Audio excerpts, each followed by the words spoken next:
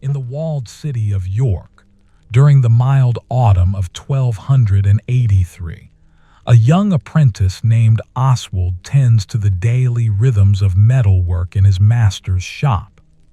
The air carries the mingled scents of coal smoke and oiled steel, and the work unfolds with the unhurried patience that comes from years of practiced routine. Good evening. I am grateful you are here tonight. Tonight's story will carry us to a medieval armorer's workshop, where we will follow Oswald through the careful, methodical tasks of his craft. Let yourself settle in, get comfortable, and know that there is nowhere else you need to be. This story will be here, unfolding slowly for as long as you need. Oswald, 19 years old, with soot-darkened fingertips and copper-brown hair, stood at the broad workbench that occupied the center of his master's workshop. Morning light filtered through the high window, casting pale amber across the worn wooden surface. The scent of beeswax hung in the air, mingled with the faint metallic tang that never quite left the space. His calloused hands moved across a breastplate, feeling for any roughness that might catch against the cloth he would use for polishing. The metal was cool beneath his touch, smooth where yesterday's careful filing had done its work. He had learned long ago to let his fingers read the surface, to trust the subtle information they provided. Each tiny imperfection told him where more attention was needed, where the file should make its patient passes. Outside, the sounds of the city were muted, distant cart wheels on cobblestones, the low murmur of voices in the marketplace beyond the shop's thick stone walls. He reached for the jar of fine sand kept on the shelf above the bench. The ceramic vessel was pleasantly heavy in his palm, its weight familiar and comforting. Pouring a small measure onto a square of worn linen, he began the first stage of polishing. The sand made a soft, rhythmic whisper as he worked it across the breastplate's curved surface, circular motions that required no thought, only the steady application of pressure his muscles remembered from countless repetitions. The workshop around him held the accumulated tools and materials of his master's 30 years in the craft. Hammers of different weights hung from pegs along one wall, their wooden handles smooth from use.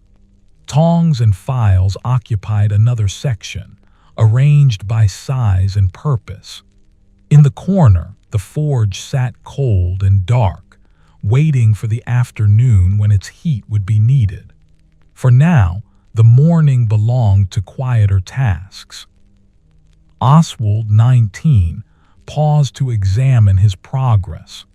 The metal had begun to show a dull gleam where the sand had abraded away the finest layer of oxidation.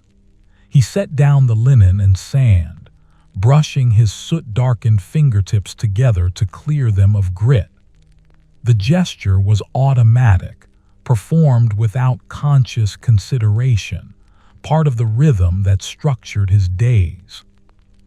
His copper-brown hair fell forward as he leaned closer to inspect a section near the armhole, and he tucked it behind his ear with the back of one wrist.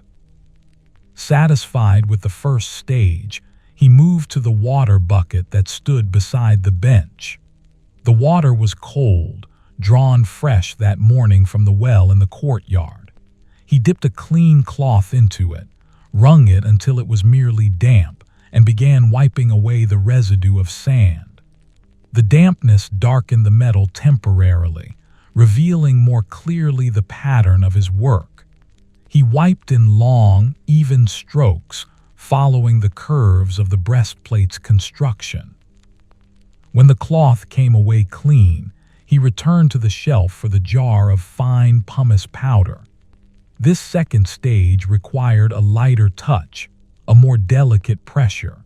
He sprinkled the gray powder onto a fresh piece of linen and resumed the circular polishing motion. The pumice had a different sound against the metal, softer than the sand, almost a sigh as it moved across the surface. The scent of stone dust joined the workshop's familiar blend of smells. Through the window, he could hear the bells of York Minster marking the hour. Their deep tones rolled across the city, a steady pulse that marked the passage of time without urgency. Oswald hummed a fragment of plain chant melody while he worked, the same few notes repeated in an absent pattern that matched the rhythm of his hands. The humming was unconscious, something he did whenever his attention was fully absorbed in a task. The breastplate gradually took on a brighter sheen. Each pass of the cloth brought the metal closer to the mirror-like finish his master demanded. Oswald's patient nature showed in the way he never rushed this process, never tried to skip ahead to the final buffing before the intermediate stages were complete. He had learned early in his apprenticeship that haste only meant doing the work twice, and he preferred the satisfaction of doing it properly the first time. By the time he reached for the final buffing compound, a mixture of chalk and tallow stored in a wooden box, the morning had advanced considerably. The light through the window had shifted, no longer falling directly on his workspace, but illuminating the stone floor near the forge. He scooped a small amount of the pale paste onto yet another clean cloth and began the finishing stage. The tallow gave the compound a slippery quality, allowing the cloth to glide across the metal with minimal resistance. The chalk within it provided just enough abrasion to bring up the final polish. Oswald's soot-darkened fingertips gripped the cloth loosely, applying pressure through the heel of his hand rather than his fingers. The motion was meditative, requiring attention but not intense concentration, leaving his mind free to drift pleasantly through idle thoughts.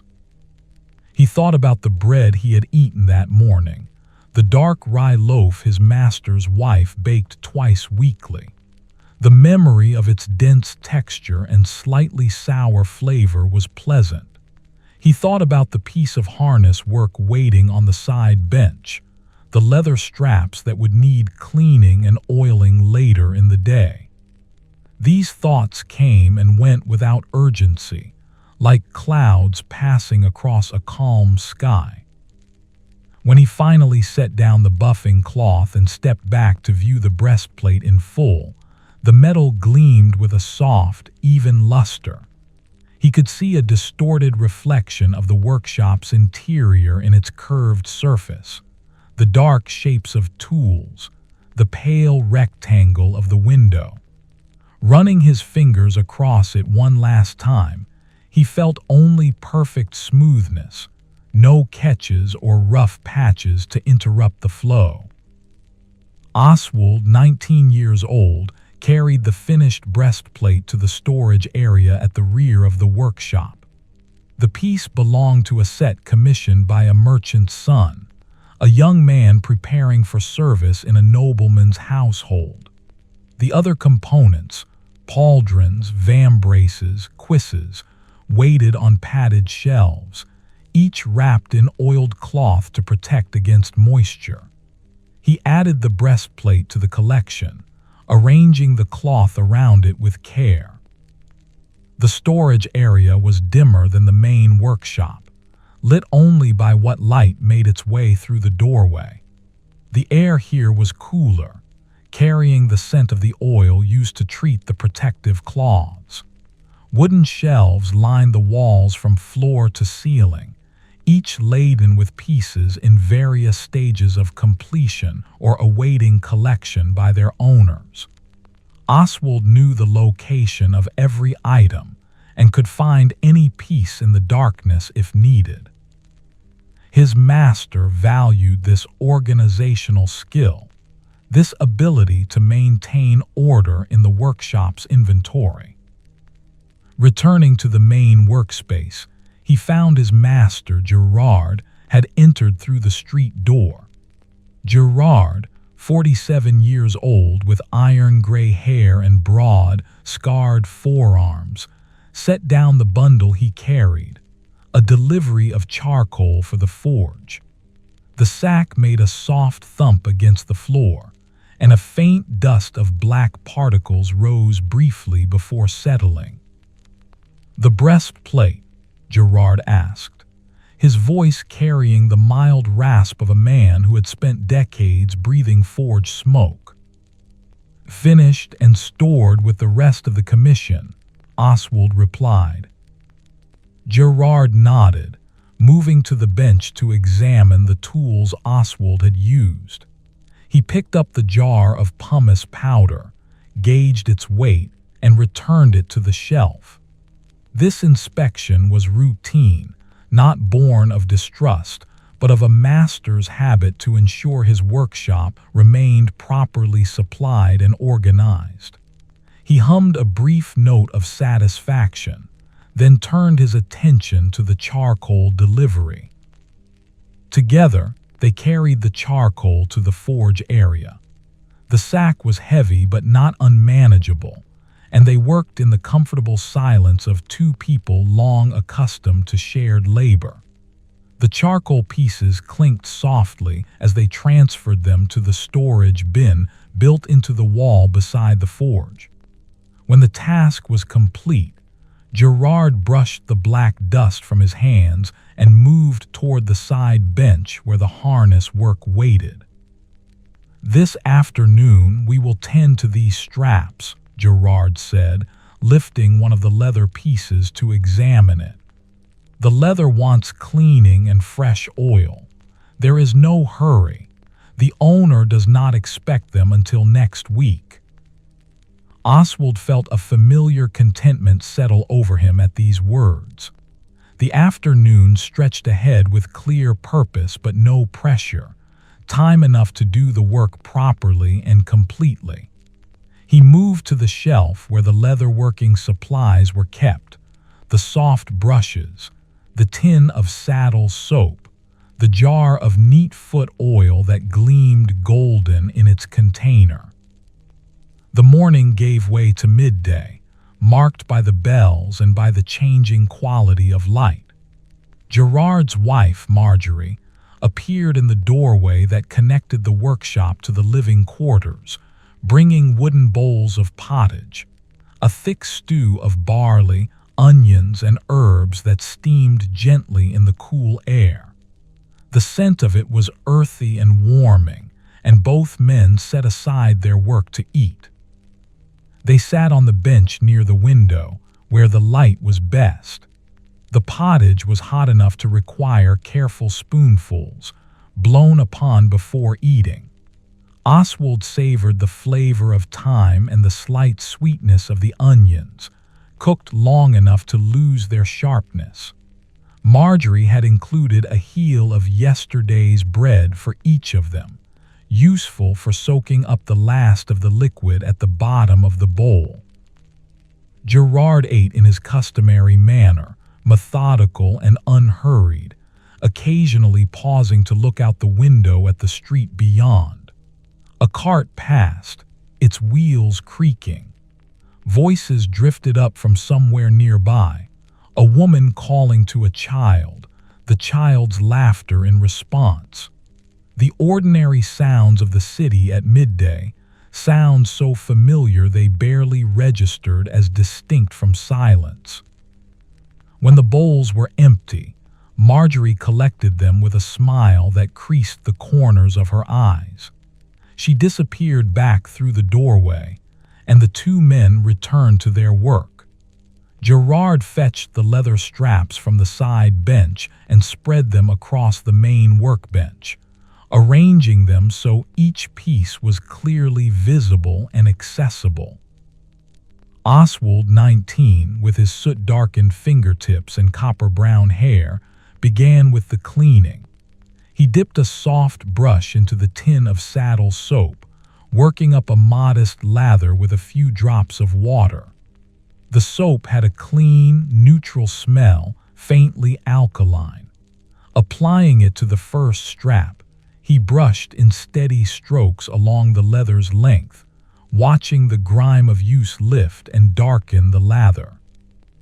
The leather was good quality, thick and supple despite its need for attention. It belonged to a bridle set, part of the tack for a riding horse. Each strap had its own buckles and rivets, all requiring care to ensure they remained secure and functional. Oswald cleaned around these metal fittings carefully, using the corner of a cloth to wipe away soap that accumulated in the crevices. Gerard worked beside him on another section of the harness, their movements falling into an unspoken coordination. When one reached for the water bucket, the other waited. When one needed the soap tin, the other slid it across the bench without being asked. This wordless cooperation was born of years working side by side, an understanding that required no discussion. The afternoon light continued its slow progression across the workshop floor. By the time the cleaning was complete and the straps lay damp and clean on the bench, the light had reached the area near the storage room. Oswald could see particles of dust suspended in the beam, drifting lazily in the still air. Now came the oiling, a task that required patience and a light hand. Too much oil would leave the leather greasy and prone to attracting dirt. Too little would fail to nourish the material properly. Oswald poured a small amount of neat foot oil into a shallow dish, just enough to coat the bottom. He dipped a clean cloth into it, then wrung the cloth until it held only a thin film of oil. Working the cloth along the first strap, he felt the leather begin to drink in the oil, its surface darkening slightly as it absorbed the nourishment. The oil had a mild, slightly sweet scent, not unpleasant. His hands moved with the same circular motions he had used earlier on the breastplate, though here the material was yielding rather than rigid, responding to his touch with subtle shifts and flexions. He hummed his fragment of plain chant again, the same few notes, while his fingers worked. The melody was soothing in its repetition, requiring nothing of him but its simple continuation. Gerard, working on the adjacent strap, occasionally joined the humming with a lower harmony, though he did not sustain it for long, letting his contribution fade back into silence after a few measures. The leather gradually regained its healthy appearance, the oil restoring a suppleness that had been diminished by months of use. Oswald examined each strap as he finished it, flexing the leather gently to assess its condition, checking the stitching for any signs of weakness. All appeared sound. The work had been done well in the first place, and regular maintenance had kept it from deteriorating. By the time the last strap was oiled and laid out to let the excess absorb, the afternoon was well advanced. The bells rang again, marking another division of the day. Through the window, Oswald could see the light taking on the warmer tones that preceded evening, a subtle shift from the cooler brightness of midday. Gerard stretched, rolling his broad shoulders to ease the stiffness that came from bending over the workbench. His iron-gray hair caught the light as he moved, and his scarred forearms bore the marks of decades at the forge, small burns, old cuts, the permanent discoloration that came from working with hot metal. He regarded the completed harness work with satisfaction. "Well done," he said simply. "Tomorrow we will tend the forge. there are 2 commissions that want heating and shaping.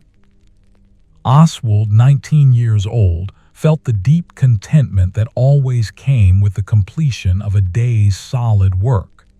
His body was pleasantly tired, the kind of tiredness that comes from productive labor rather than strain. His soot-darkened fingertips would require scrubbing before the evening meal, but for now he simply appreciated the day's accomplishments: the polished breastplate, the restored harness, the orderly state of the workshop.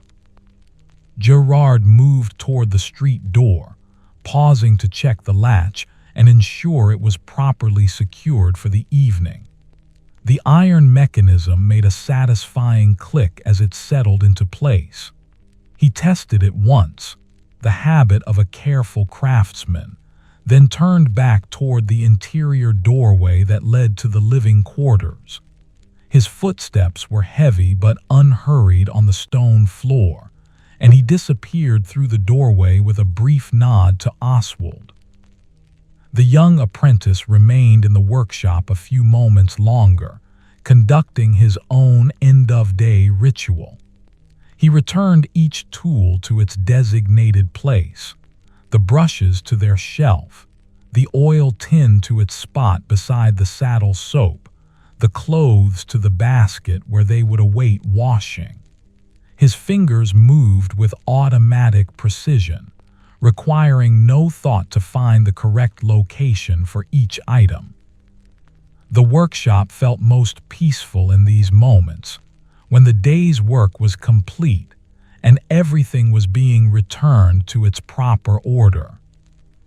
He made his way to the water bucket and used a stiff brush kept nearby to scrub the soot from his fingertips.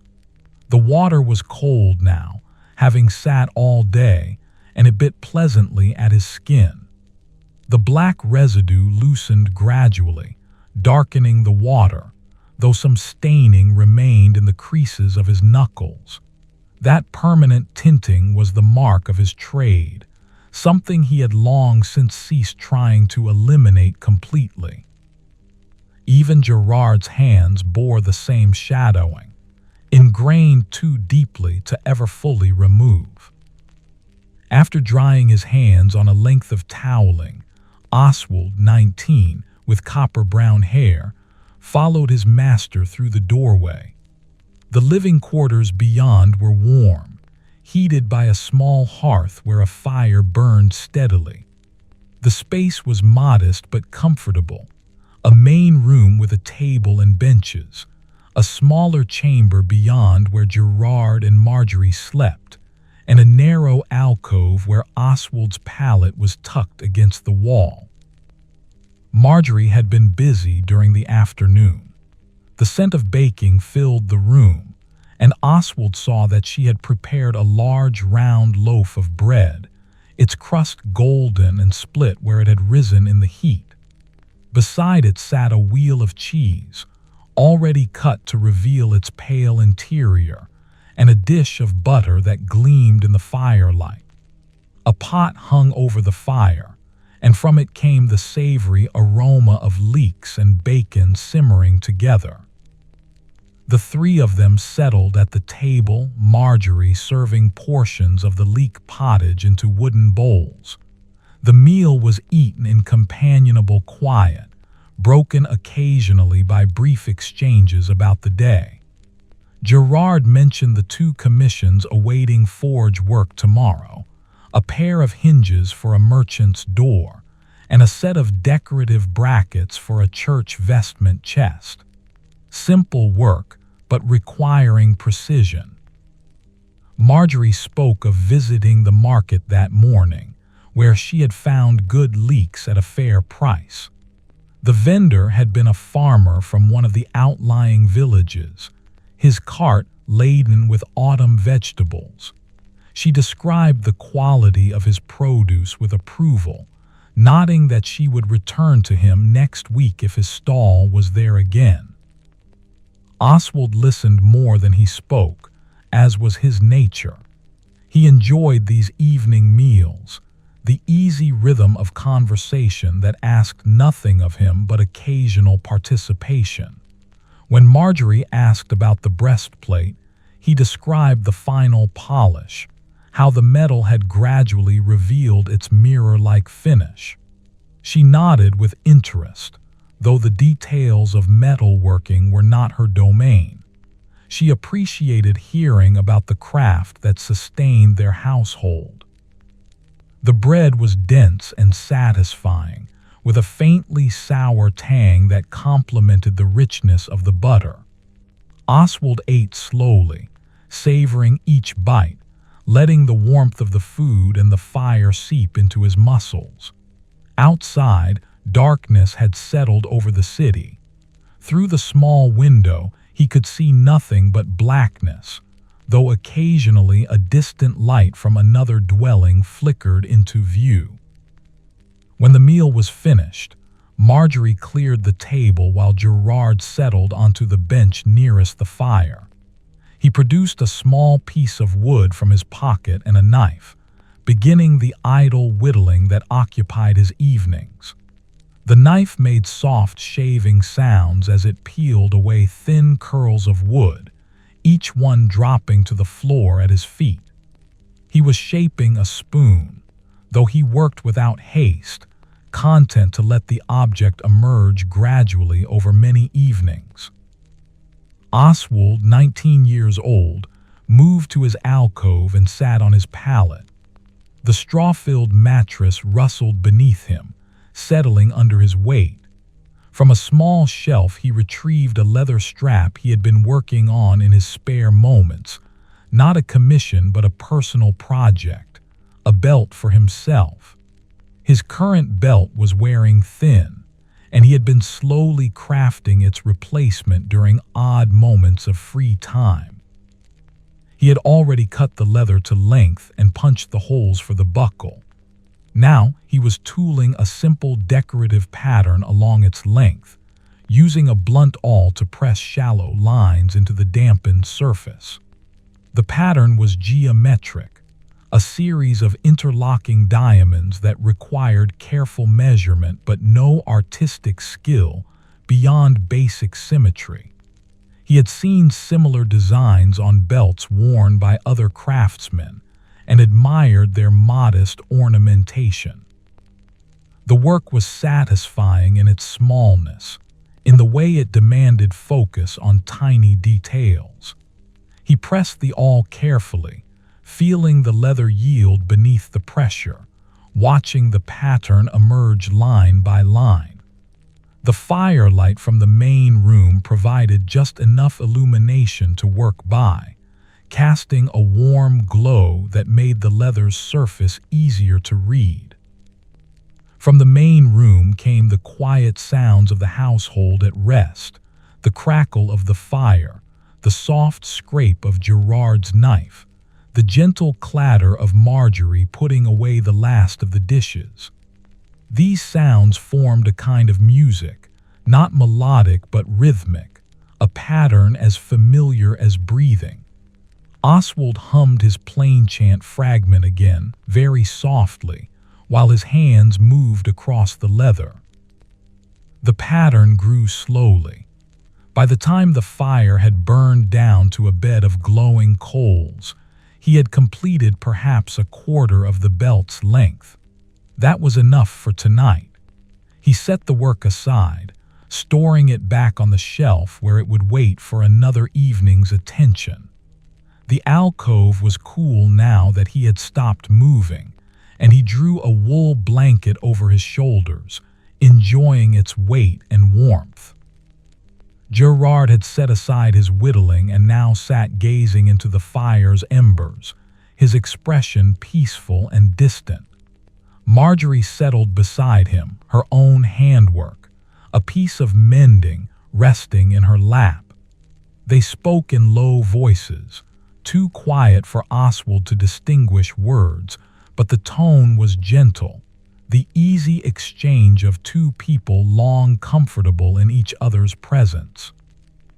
Oswald lay back on his pallet, adjusting the thin pillow beneath his head. Through the narrow window of his alcove, he could see a slice of night sky. There were no stars visible, only darkness, suggesting clouds had moved in during the evening. Perhaps tomorrow will bring rain. The thought was neither welcome nor unwelcome. Rain meant certain outdoor tasks would be postponed, but the workshop would continue its rhythms regardless of weather. His body relaxed into the familiar contours of the pallet, each muscle releasing the day's tensions. He thought about tomorrow's forge work, the satisfying heat that would fill the workshop, the ring of hammer on anvil, the way hot metal glowed and shifted under skilled hands. These thoughts were pleasant, anticipatory without being excited, simply looking forward to the continuation of his craft. The voices from the main room faded as Gerard and Marjorie prepared for their own rest. The fire was banked, covered with ash to preserve the coals for morning. Footsteps moved softly across the floor, then ceased. The darkness deepened as the last of the firelight was extinguished, leaving only the faint glow of the banked coals seeping through the doorway.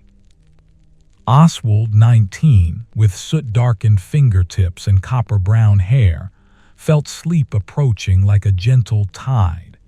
His breathing slowed, matching some internal rhythm that needed no conscious guidance.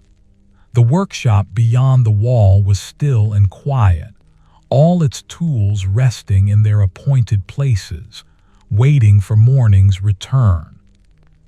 The city beyond was settling into its own sleep, the sounds of day replaced by the deeper silence of night, broken only occasionally by a distant dog's bark or the call of the watch making their rounds. His last thoughts were simple ones: gratitude for the day's solid work, for the meal that had filled his belly, for the shelter of these walls and the warmth of the blanket. Tomorrow would come with its own tasks and rhythms, but that was for tomorrow. For now, there was only this moment of complete rest, this peaceful transition into sleep. The night deepened around the workshop and the dwelling above it. In the storage room, the finished breastplate rested among its companion pieces, the metal cool and still. On the workbench, the leather straps lay in their neat arrangement, the oil slowly absorbing into their fibers. The forge waited in its corner, cold and patient, knowing its time would come again with the morning's light. In the street beyond the workshop's walls, York slept beneath its clouded sky. The minster's bells were silent now, their necks ringing hours away. The marketplace stood empty, the vendors' stalls closed and shuttered.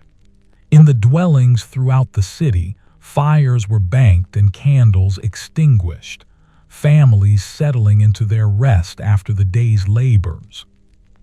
Morning arrived with a gradual brightening rather than a sudden dawn, the cloud cover diffusing the light so that it seeped into the world slowly.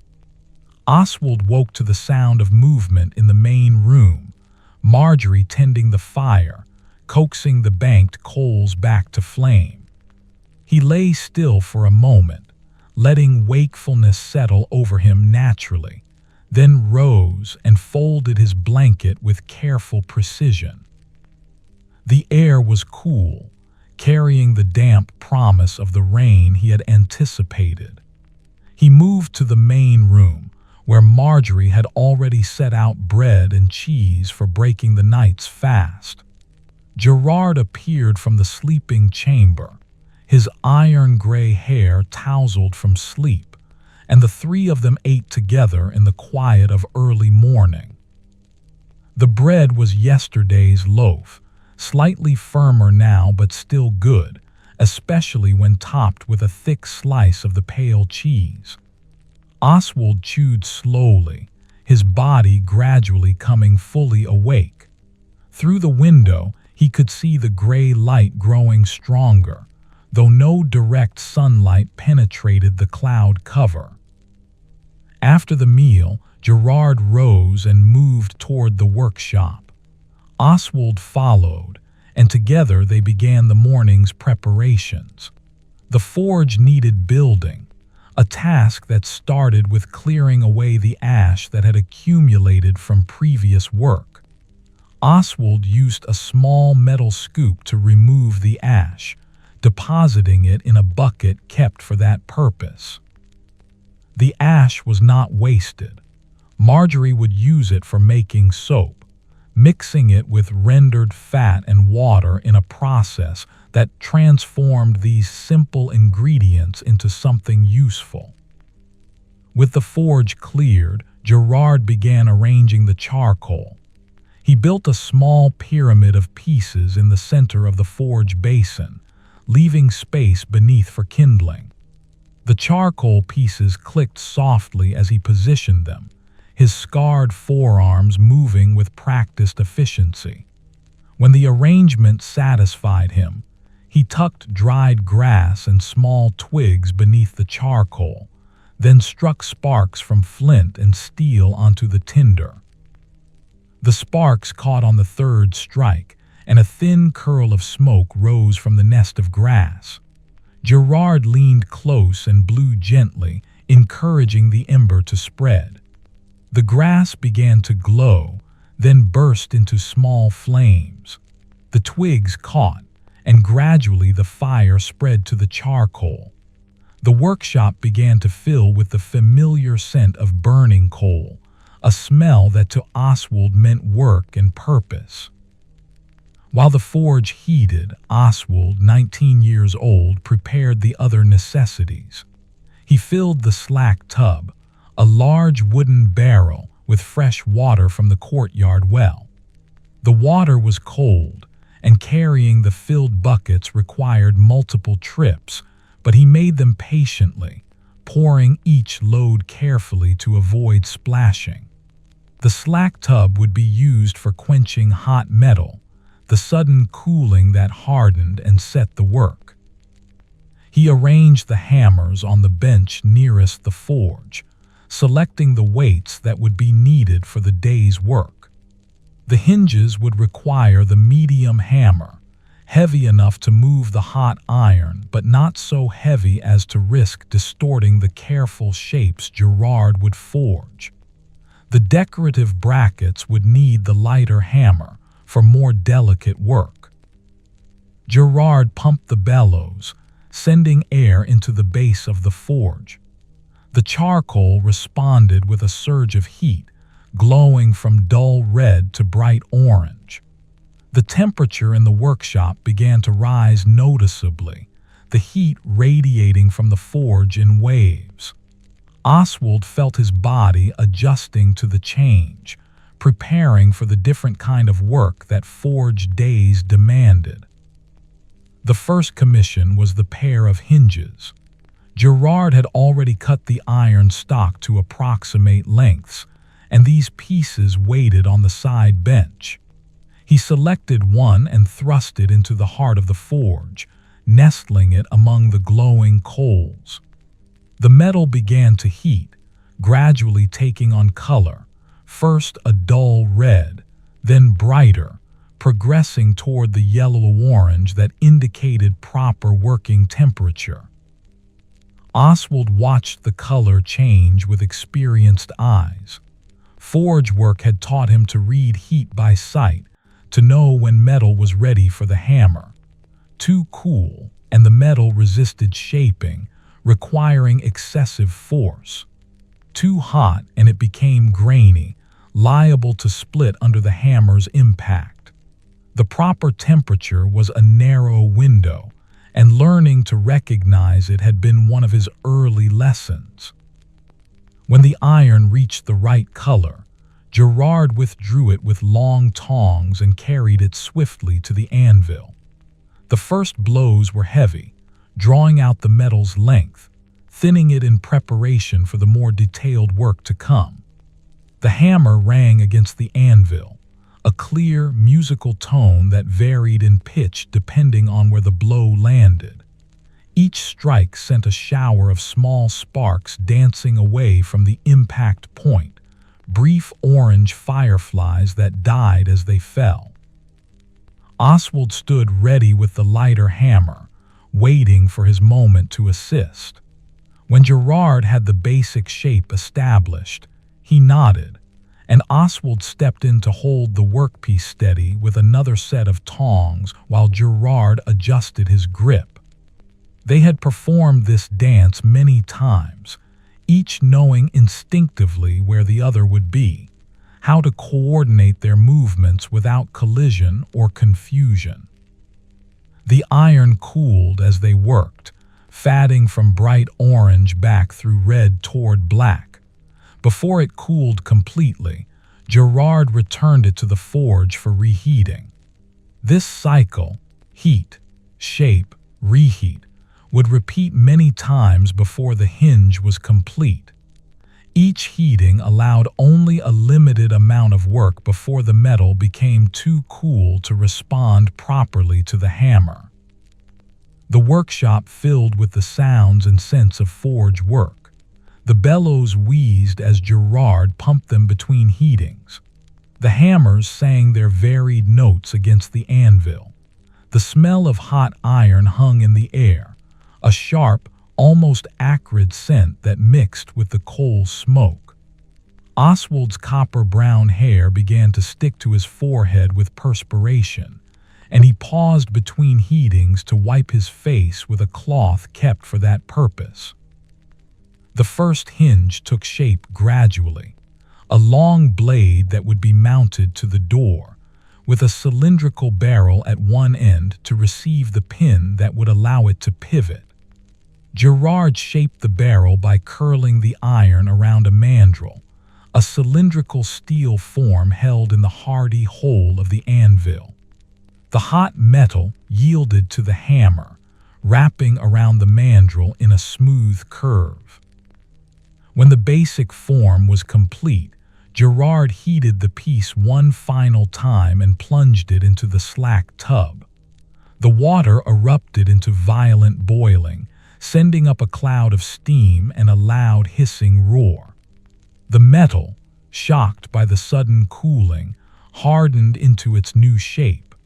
Gerard held it submerged for several moments, then withdrew it, examining the work with a critical eye. He hummed a note of satisfaction. The piece was good.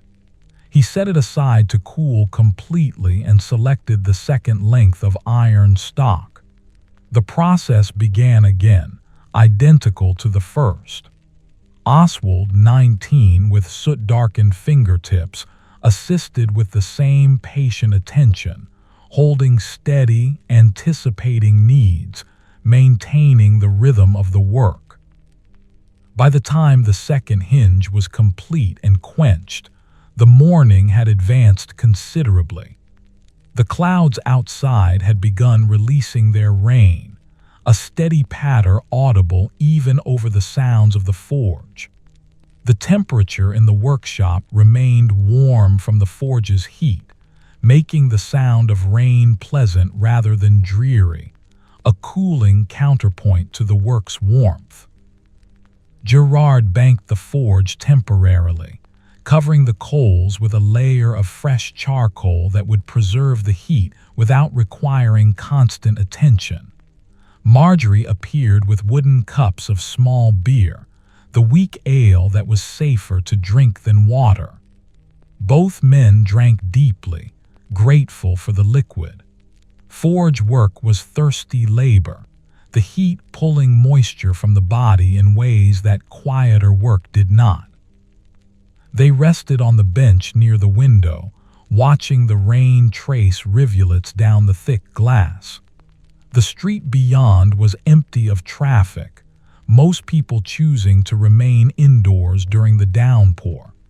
A few hardy souls hurried past, cloaks pulled tight, heads down against the weather.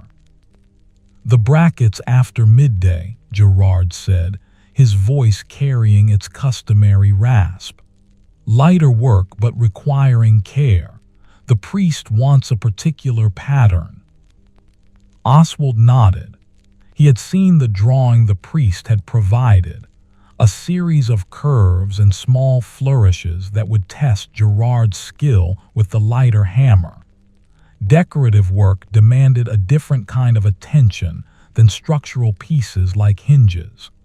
The function was secondary to appearance, each curve and detail needing to be executed with precision to achieve the desired effect. The rain continued its steady drumming on the roof. Inside the workshop was a pocket of warmth and dryness, the forge's banked coals glowing softly in their bed. The finished hinges lay on the bench, cooling slowly, their forms now permanent. Tomorrow, Gerard would drill the mounting holes and apply a protective coating of oil to prevent rust. But that was tomorrow's work. For now, there was only the pleasant interlude of rest, the sound of rain, and the knowledge that the afternoon would bring its own tasks when the time came. Oswald let his body relax against the wall behind the bench, his breathing steady and calm, his mind at peace with the day's unfolding rhythms. The rain eased by early afternoon, tapering from steady downpour to intermittent drizzle. The clouds remained, keeping the light muted and soft, but the street began to show signs of life again. A cart passing with a wet rumble, voices calling greetings as neighbors emerged from their dwellings. Gerard rose from the bench and moved back toward the forge, ready to resume the day's work. Oswald, 19 years old, followed and began working the bellows while Gerard uncovered the banked coals. The charcoal beneath had kept its heat well, and with steady pumping, the fire brightened quickly, glowing from dull red to vivid orange once more. The workshop's temperature climbed again, dispelling the slight chill that had crept in during their rest. The brackets for the church vestment chest required different stock than the hinges, thinner iron that could be shaped into the delicate curves the priest had specified. Gerard had prepared these pieces the previous week, cutting them to length and ensuring each was straight and free of flaws. He laid them out on the workbench now, 6 in total, 3 for each side of the chest. The drawing the priest had provided sat weighted by a stone at the bench's corner. Oswald studied it while Gerard selected the first piece of stock.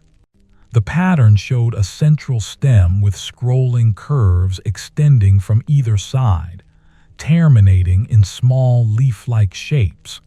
It was elegant in its simplicity, the kind of ornamentation that enhanced without overwhelming the object it adorned. Gerard thrust the first piece into the forge, watching as it heated. The thinner stock reached working temperature more quickly than the heavy iron used for the hinges, glowing bright orange in less time. When ready, he withdrew it and brought it to the anvil, beginning the careful work of persuading the straight bar into its first curve. The hammer he used now was lighter, its blows more measured and precise. Each strike moved the metal only slightly, bending it gradually rather than forcing it into shape all at once. Oswald watched closely, learning from observation as he had throughout his apprenticeship.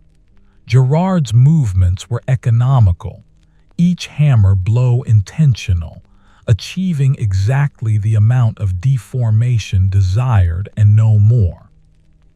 The central stem took shape first, a gentle S-curve that would give the bracket visual interest.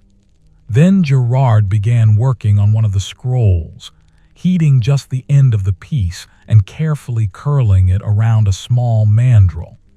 The scroll needed to be tight and even, its spiral consistent from beginning to end. He reheated and adjusted multiple times, perfecting the curve until it matched the drawing specification. Steam rose faintly from Gerard's leather apron where droplets of rain, tracked in from the courtyard earlier, met the heat radiating from the forge. His iron-gray hair was damp at the temples with perspiration, and his scarred forearms gleamed with a light sheen of moisture. Yet his hands remained steady, the hammer falling with unwavering precision. Oswald, 19, with copper-brown hair and soot-darkened fingertips, pumped the bellows when signaled, maintaining the forge's temperature at the level Gerard required. This role of assistant and observer was familiar and comfortable. He understood that his task was not to interfere, but to support, to keep the work flowing smoothly by anticipating needs before they were spoken. The first bracket progressed slowly.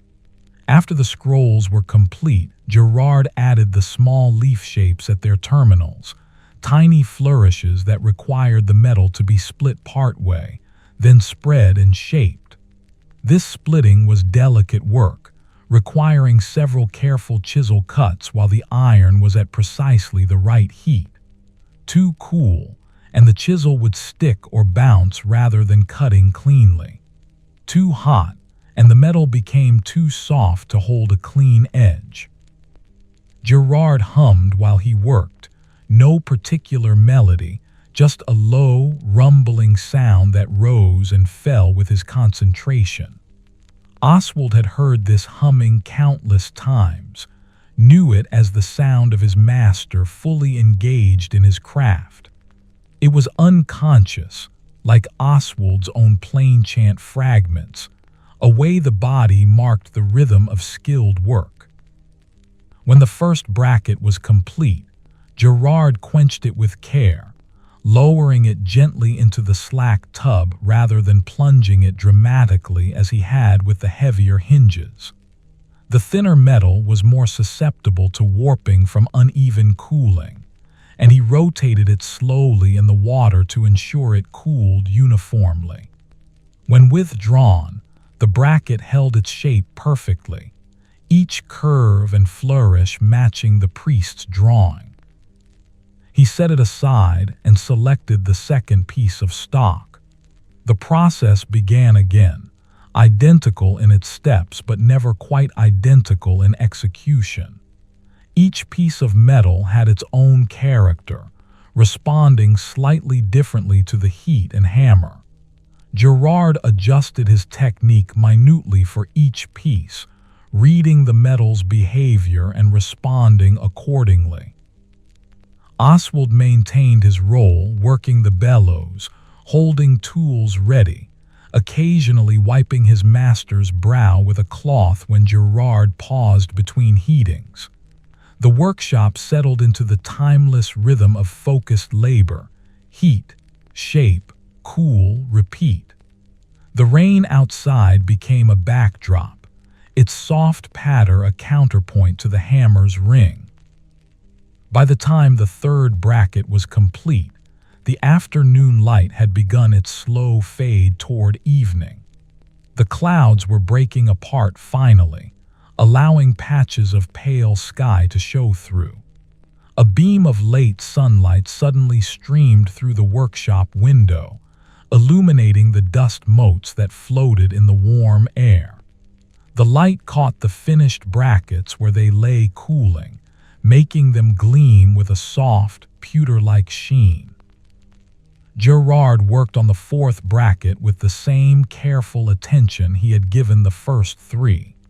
There was no diminishment of focus, no rushing to complete the task before day's end.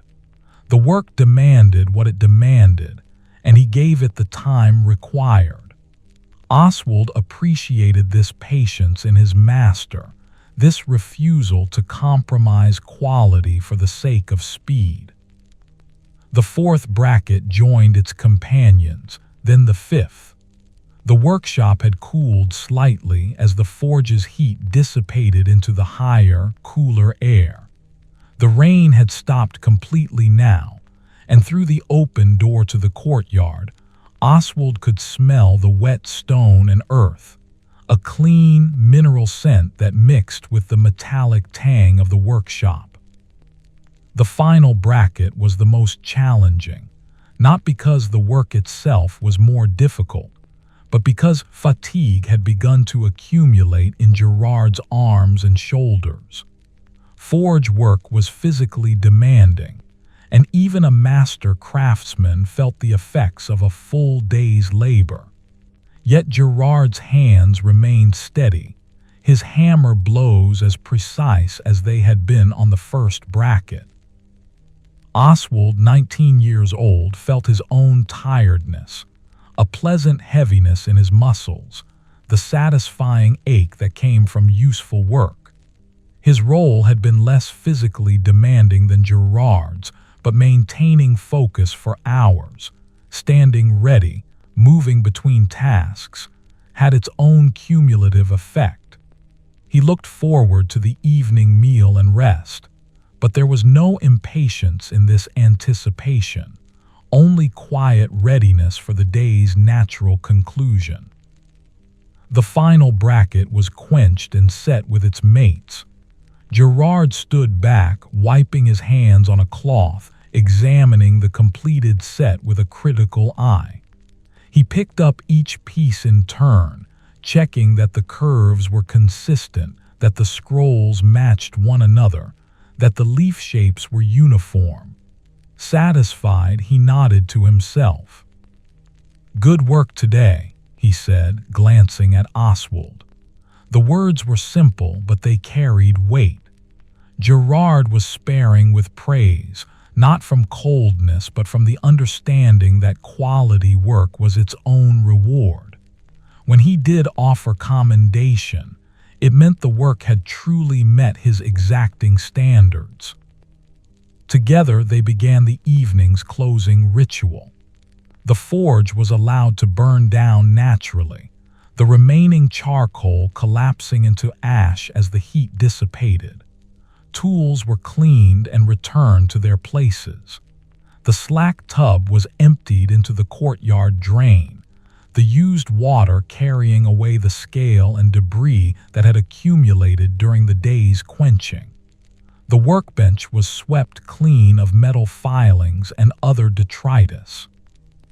The 6 brackets were wrapped carefully in oiled cloth and stored on the shelf designated for completed commissions awaiting collection. The 2 hinges from the morning joined them, similarly protected.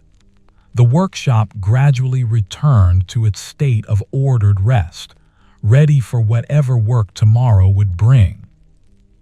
As they moved toward the living quarters, the last of the daylight was fading from the clouded sky. Lamps had been lit in the windows of neighboring buildings, small points of warm light appearing in the gathering dusk. The street was quiet now, the day's commerce finished, families settling into their evening routines. In the main room, Marjorie had prepared the evening meal, a pottage of dried peas and salt pork, thick and warming. A fresh loaf of bread sat on the table, this one made with better flour than the everyday rye, a small indulgence for a week's weekend. The scent of it filled the room, yeasty and inviting. They ate together, the conversation sparse but comfortable. Gerard mentioned that the priest would likely collect the brackets within a few days, and that there were no pressing commissions after that. A quiet period was approaching, which would allow time for maintenance tasks, sharpening tools, organizing stock, repairing worn equipment. These lulls between busy periods were necessary, giving both craftsmen and workshop time to prepare for the next wave of work. Marjorie spoke of planning to render tallow the following week, a task that would occupy her for a full day, but would replenish their supply of candles and soap-making material. She asked Oswald if he might help carry the large rendering pot up from the cellar when the time came. He agreed readily, knowing the pot was too heavy for her to manage alone. The meal proceeded at its own gentle pace, no one hurrying through the food or the companionship. The pottage was rich with the salt pork's flavor, the peas cooked until they were soft enough to mash easily against the mouth's roof. The bread, still slightly warm from baking, was perfect for soaking up the thick liquid at the bowl's bottom. When the eating was done and the table cleared, Gerard settled by the fire with his whittling. The spoon he was shaping had progressed noticeably. The bowl was nearly complete, its hollow scooped smooth, and he was now refining the handle's curve. The wood shavings fell in slow spirals to the floor, each one catching the firelight briefly before settling. Oswald, 19, with soot-darkened fingertips and copper-brown hair, returned to his alcove and retrieved his belt project. He had been thinking during the day about the next section of the pattern, planning in idle moments how the diamonds would connect, how the design would flow along the leather's length. Now he dampened the next section with a wet cloth and picked up his blunt awl. The leather yielded to the tool's pressure, accepting the impressed lines with satisfying permanence. Each diamond took shape through a series of 4 straight lines, meeting at precise angles. The work required concentration, but was soothing in its repetition, each completed diamond leading naturally to the next. Oswald hummed his fragment of plain chant quietly, the familiar notes accompanying the familiar motion of his hands. In the main room, Marjorie sat with her mending, working by the light of 2 tallow candles. She was repairing a tear in one of Gerard's work tunics, her needle moving with practiced efficiency through the heavy wool fabric. The thread she used was waxed, allowing it to glide more easily through the dense weave. Her hands moved steadily, pulling each stitch snug before beginning the next. The fire crackled occasionally, settling as it burned through its fuel. Outside, full darkness had arrived, though the clouds had cleared enough to allow a few stars to appear. Through his alcove's narrow window, Oswald could see one bright point of light, steady and unwavering in the black expanse. He did not know the names of stars or their patterns, but he found their presence comforting nonetheless, distant witnesses to the world's quiet turning. He completed another section of the belt's pattern, then paused to assess his progress. Nearly half the length was now decorated, the diamonds marching in orderly rows along the leather. The work was turning out well, each diamond consistent with its neighbors, the spacing even and pleasing to the eye. He felt a quiet satisfaction in this personal project, undertaken not for commission or requirement, but simply because it pleased him to make something well. Setting the belt aside, he lay back on his pallet and drew the wool blanket over himself. The day's labor had left his body pleasantly tired, ready for rest. He could hear the low murmur of voices from the main room, Gerard and Marjorie speaking together, their words indistinct but their tone gentle. These sounds were part of the evening's familiar texture, as much a part of rest as the blanket's warmth or the pallet's support. His thoughts drifted without direction or purpose. He thought about the brackets cooling on their shelf, imagining them mounted on the vestment chest, their curves catching candlelight during services. He thought about the belt, picturing it complete and buckled at his waist. He thought about tomorrow, whatever tasks it might bring, whatever rhythms would structure its hours. The voices from the main room faded as Gerard and Marjorie prepared for sleep. Footsteps moved softly, the fire was banked, and darkness deepened as the candles were extinguished. The workshop beyond the wall was still and silent, its tools resting, its forge cold, its completed work waiting patiently for collection. Oswald's breathing slowed and deepened, his body releasing into sleep's approach. The workshop, the dwelling, the street beyond, all settled into the deep quiet of night. The stars wheeled slowly overhead, marking time in their ancient patterns. The city of York rested beneath them, its walls and buildings solid and enduring, its people sleeping in the safety of stone and timber. In his alcove, Oswald, 19 years old, felt the last edges of waking awareness dissolve. His soot-darkened fingertips relaxed against the blanket, his copper-brown hair pressed softly against the pillow. The day was complete, its work well done, its rhythms honored. Tomorrow would come with its own gifts and requirements, but that was for tomorrow.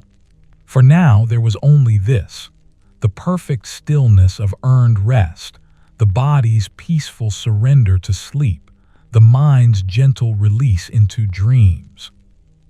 The workshop waited in darkness, patient and ready. The anvil stood silent, bearing the marks of 10,000 hammer blows. The forge held its ashes, ready to birth fire again when needed.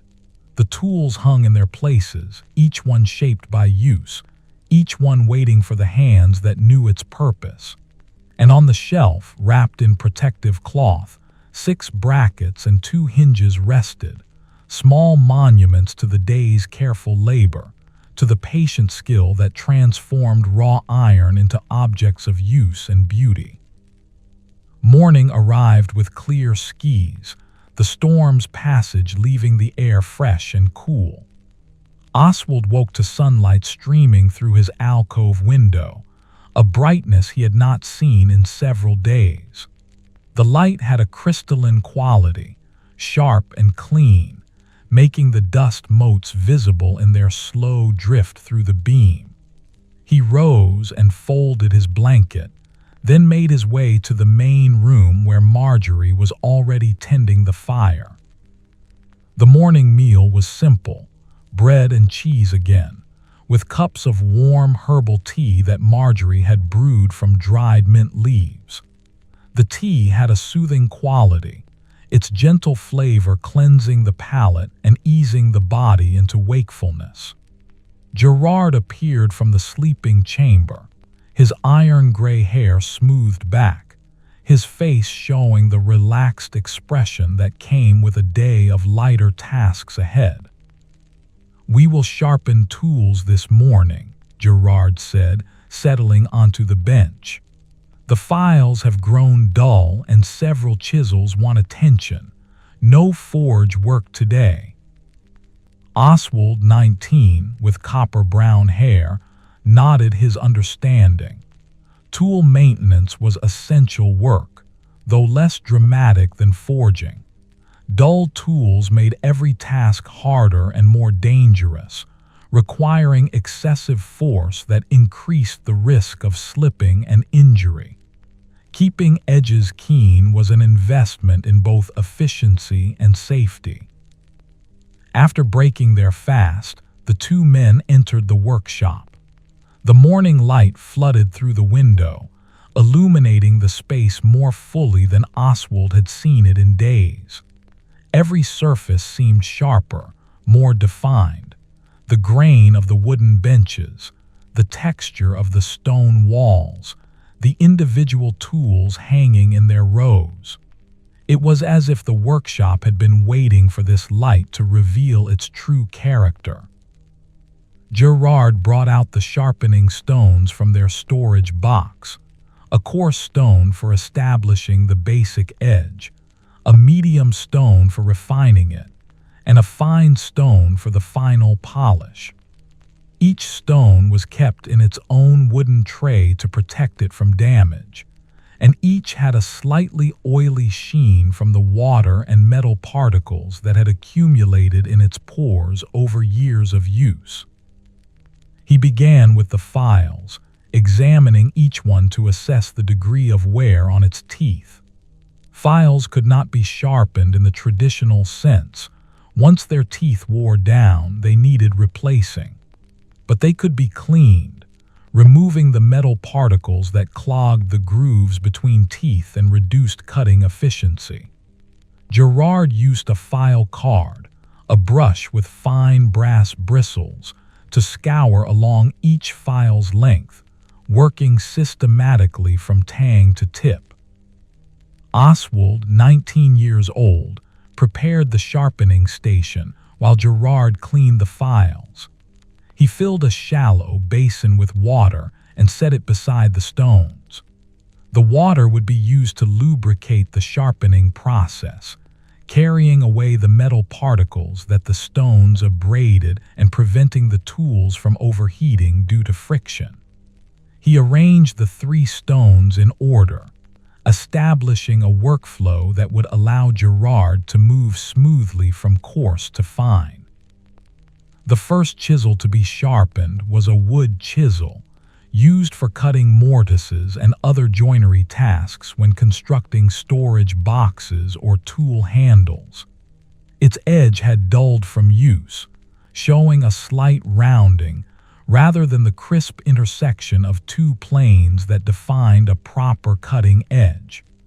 Gerard dipped it in the water, then placed it against the coarse stone at the correct angle. The sharpening motion was simple but required consistency. Forward pressure on the push stroke, light pressure on the return, maintaining the same angle throughout. The stone made a distinctive sound as the steel moved across its surface, a soft grinding that varied in pitch depending on pressure and angle. Gerard's scarred forearms flexed rhythmically as he worked, the motion as familiar to him as breathing. A slurry formed on the stone's surface, a mixture of water and microscopic metal and stone particles. This slurry was part of the sharpening process, actually increasing the stone's cutting efficiency. Gerard worked the chisel across the stone's full width, ensuring even wear on the stone itself, preventing the formation of hollows that would compromise future sharpenings. After perhaps 50 strokes, he moved to the medium stone, repeating the process. The sound changed subtly, becoming slightly higher in pitch as the finer grit of this stone engaged with the steel. The edge was refining now, the scratches left by the coarse stone being replaced by finer scratches aligned in the same direction. He hummed while working, that same tuneless rumble that accompanied his focused labor. Oswald watched the process carefully, knowing that soon Gerard would hand him a chisel and expect him to perform the task. Sharpening was a skill that required practice to master. Maintaining the correct angle was harder than it appeared, and an inconsistent angle produced a poor edge. But observation was the first step in learning, and he studied his master's technique with attention. The final stone was the finest, its surface almost glassy smooth. Gerard worked the chisel across it with lighter pressure, creating an edge that would be sharp enough to shave the hair from his arm. When satisfied, he tested the edge carefully with his thumb, not dragging across it, but gently touching perpendicular to the cutting surface. The properly sharpened edge had a distinctive feel, almost sticky, as if it wanted to bite into whatever it touched. He set the completed chisel aside and selected another. This one was a cold chisel, used for cutting metal. Its edge had been damaged, a small chip visible in the cutting surface where it had struck something harder than expected. Gerard would need to remove more material to eliminate the chip, bringing the edge back past the damage before refining it. The work proceeded with patient thoroughness. Each tool received the attention it required, no more and no less. Some needed only the fine stone, a quick refreshing of an edge that was worn but not damaged. Others required the full progression, extensive work on the coarse stone before moving to finer grits. Gerard assessed each tool individually, applying his judgment born of decades at the craft. By mid-morning, Gerard handed Oswald a paring knife and indicated the stones. "Show me," he said simply. Oswald, 19, with soot-darkened fingertips, took the knife and examined its edge. It was dull but not damaged, requiring a medium start followed by fine finishing. He dipped the blade in water and placed it against the medium stone, consciously recreating the angle he had observed Gerard using. The first few strokes felt awkward, his muscles uncertain of the exact motion required. "Steady," Gerard said quietly. "Let the stone do the work. You guide, it cuts." Oswald adjusted his pressure, lightening his touch. The motion became smoother, more fluid.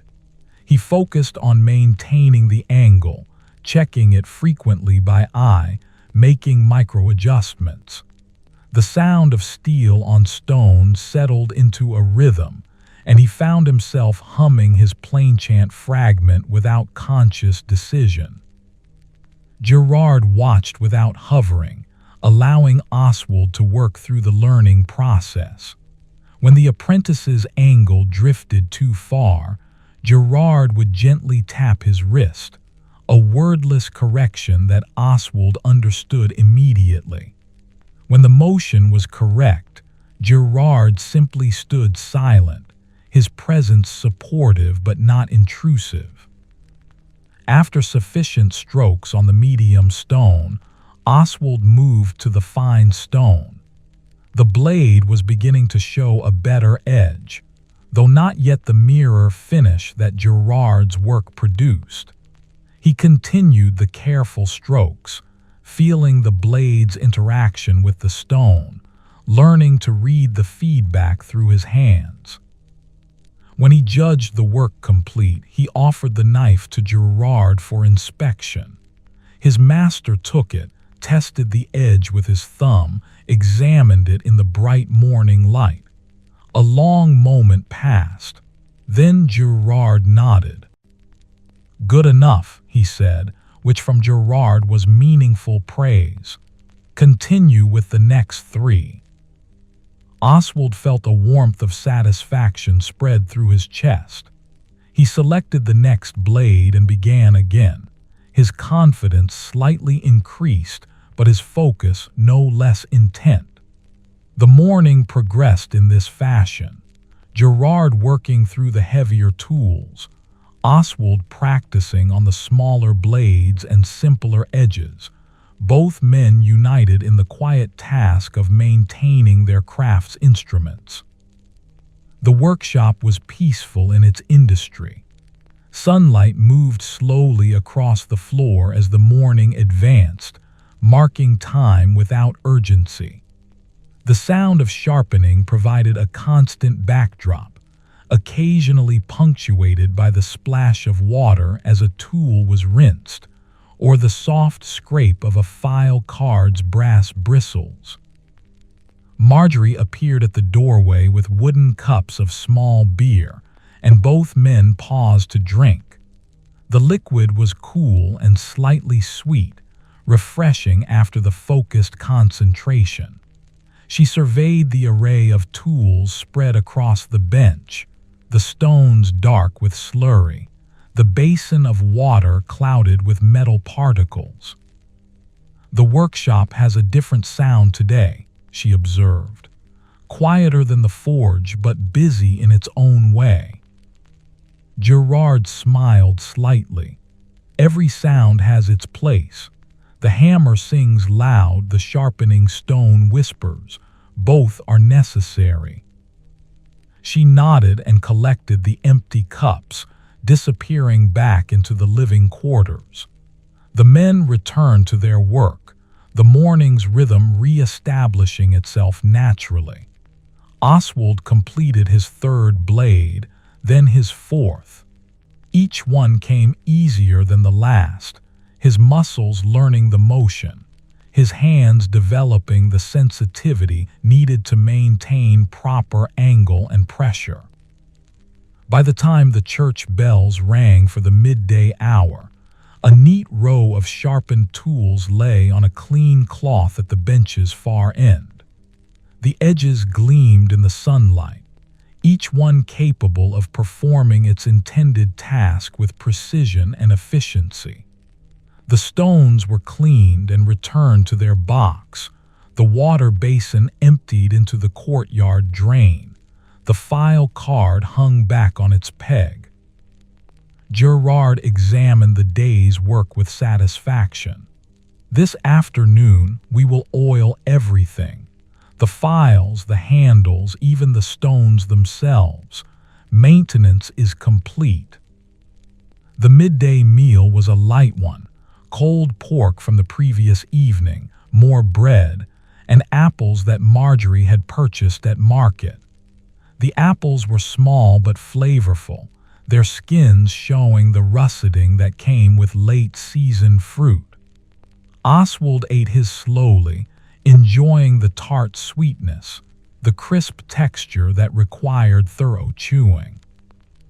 After eating, they returned to the workshop for the oiling. This task required less skill than sharpening but demanded thoroughness.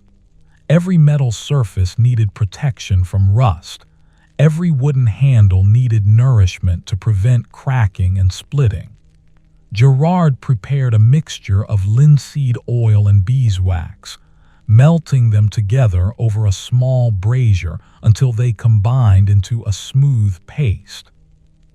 Oswald, 19 years old, began applying this mixture to the wooden handles of hammers and mallets. The wood drank in the oil, darkening slightly, revealing the grain more clearly.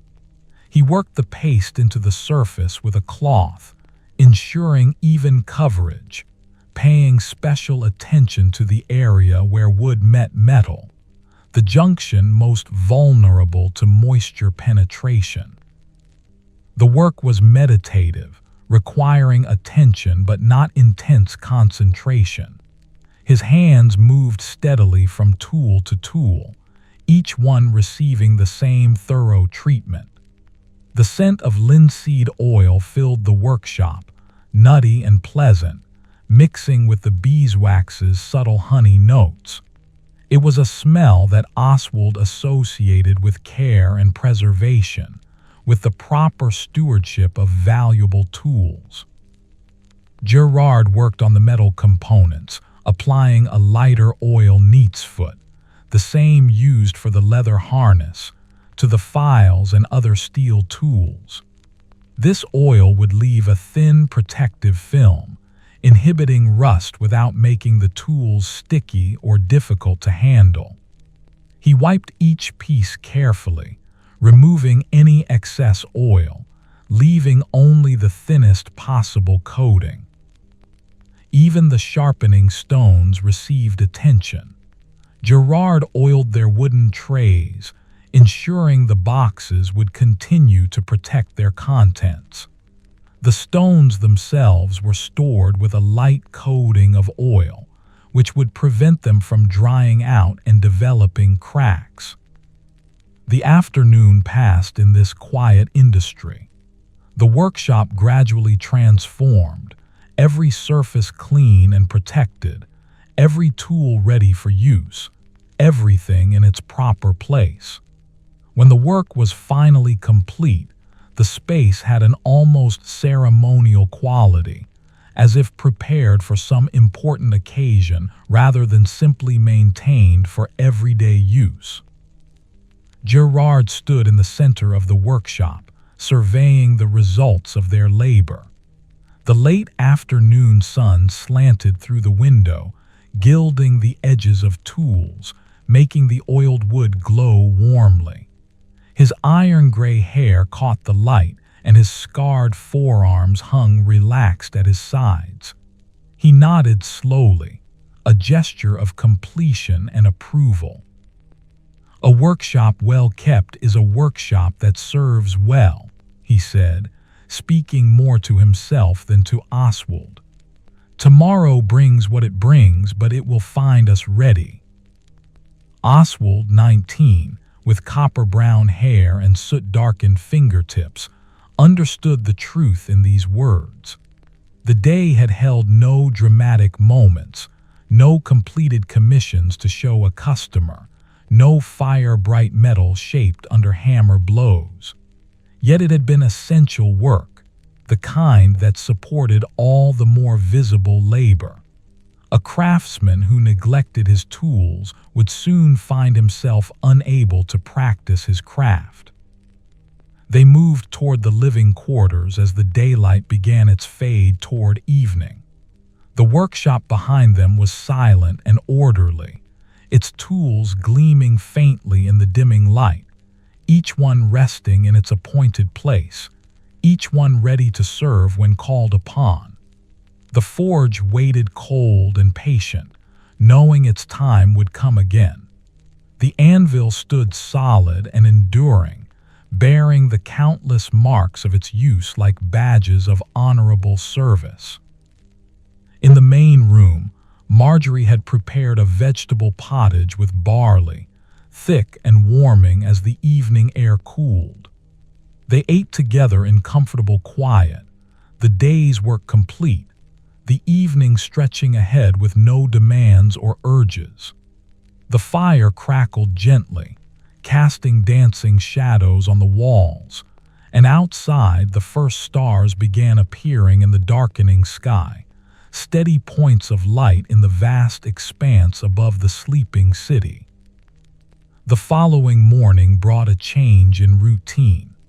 When Oswald entered the main room, he found Gerard already dressed and preparing a leather satchel with tools, a small hammer, several punches, a coil of wire, and a jar of the oil mixture they had prepared the previous day. "The priest sent word yesterday evening," Gerard explained, settling items carefully into the bag. "He wishes us to mount the brackets ourselves, ensuring they are properly positioned. We will go to the church after breaking our fast." Oswald, 19 years old, felt a small stirring of interest at this news. Work outside the workshop was less common, a variation in the usual rhythms.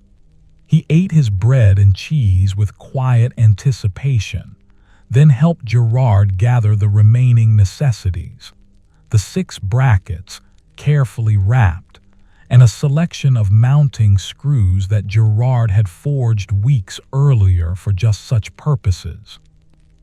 They set out through the morning streets of York, the satchel slung over Gerard's shoulder, Oswald carrying the wrapped brackets with care.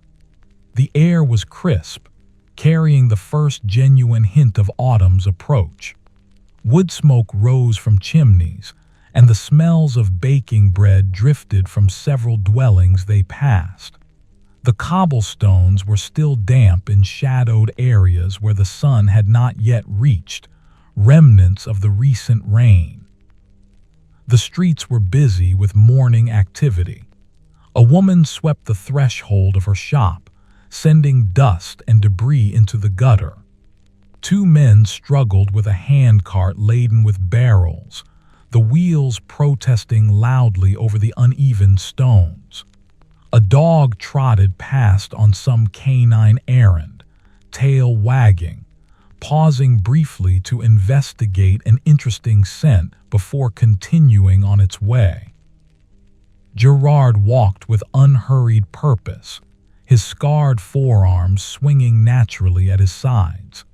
He nodded greetings to several people they passed, fellow craftsmen, merchants whose shops lined the street, a baker standing in his doorway to enjoy a moment of cooler air before the day's heat from his ovens became oppressive. These acknowledgments were brief, the casual recognition of neighbors who saw each other regularly but had no particular business to discuss. The church of St. Michael le Belfry stood at the street's end, its stone walls rising solid and reassuring against the morning sky. The building was not large by the standards of York's greater churches, but it was well maintained, its stonework clean and its roof sound. A small garden occupied the space beside it, where herbs grew in neat rows, sage, thyme, rosemary, and others Oswald could not name by sight. They entered through the side door, which stood propped open to admit the morning air. Inside, the temperature dropped noticeably, the thick stone walls preserving the coolness even as the day warmed outside. The interior was dim after the bright street, and Oswald's eyes required a moment to adjust. Gradually, details emerged, the rows of simple wooden pews, the plain altar at the far end, the narrow windows set high in the walls that admitted slender shafts of dusty light. Father Benedict appeared from the vestry, a man of perhaps 50 years, with thinning brown hair and the slightly stooped posture of someone who spent much time bent over books. His robe was simple wool, well worn but clean, and he moved with the quiet economy of motion that characterized those who lived contemplative lives. "Master Gerard, young Oswald," he greeted them, his voice soft but carrying well in the stone space. "I am grateful for your promptness. The chest awaits in the vestry." They followed him through a narrow doorway into the smaller room beyond. The vestry was where the priest prepared for services, where sacred vessels and vestments were stored. The chest in question stood against one wall, a sturdy piece of oak carpentry, newly made, its wood still showing the pale color of recent construction. It would house altar cloths and other textile items, protecting them from dust and moisture. Gerard set down his satchel and unwrapped the brackets, laying them out on a nearby table where Father Benedict could examine them. The priest leaned close, studying the scrollwork and leaf shapes with evident pleasure. He traced one of the curves with a fingertip, nodding slowly. "Beautiful work," he said quietly. "Functional objects need not be plain, and you have honored that truth. These will serve their purpose and please the eye for many years." Gerard accepted the compliment with a slight nod, neither dismissing it nor dwelling upon it. He turned his attention to the chest, examining the points where the brackets would be mounted.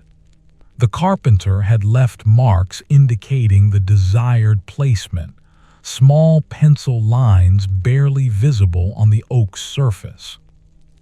"Oswald, hold the first bracket in position," Gerard instructed, selecting one from the table. Oswald, 19, with copper-brown hair, took the bracket and positioned it carefully against the chest's front panel, aligning it with the carpenter's marks. The metal was cool against his fingertips, smooth from its final polishing. Gerard studied the placement from several angles, ensuring it was level and properly centered, then nodded his approval. From the satchel, Gerard withdrew a small drill, a hand-powered tool with a spiral bit that would bore the pilot holes for the mounting screws.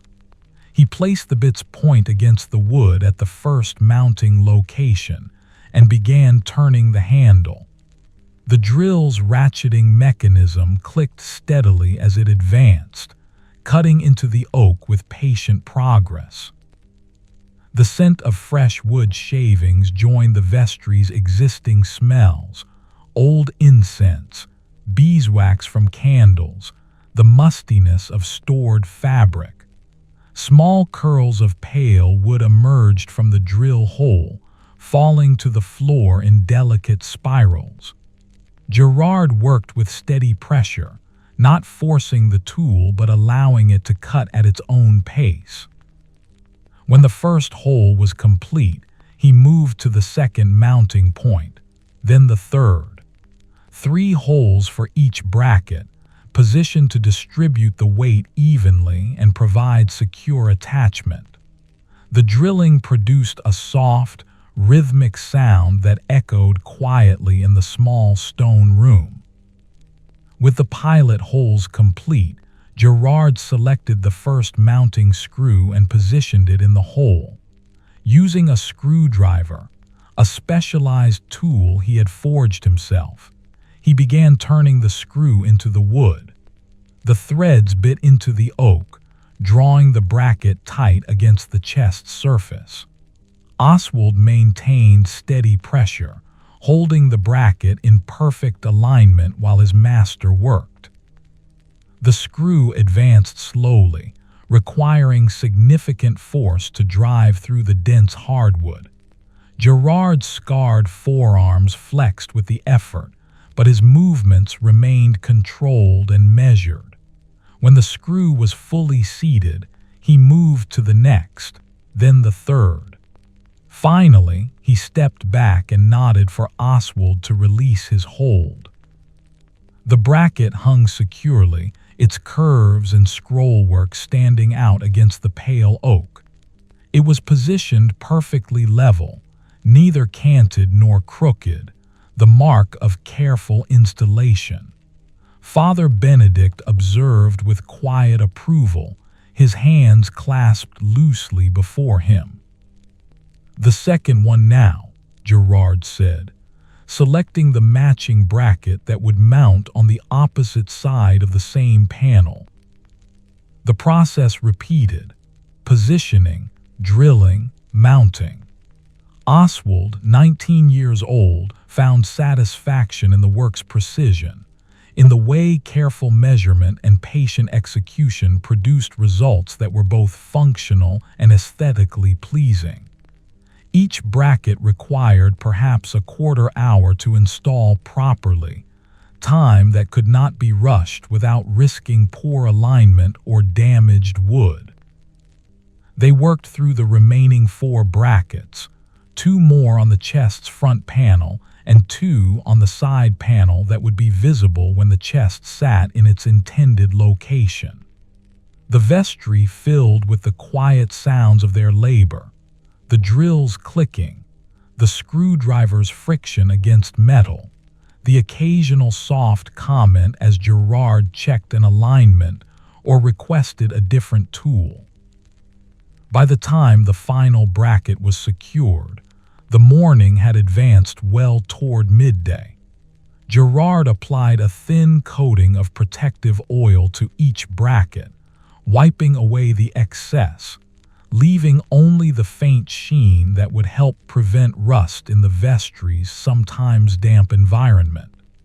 He stepped back to examine the completed installation, walking around the chest to view it from multiple angles. Father Benedict joined him in this assessment. "It is exactly as I had hoped," the priest said, genuine pleasure evident in his voice. "The brackets enhance rather than dominate, which is precisely their proper role. I am well satisfied with your work, Master Gerard."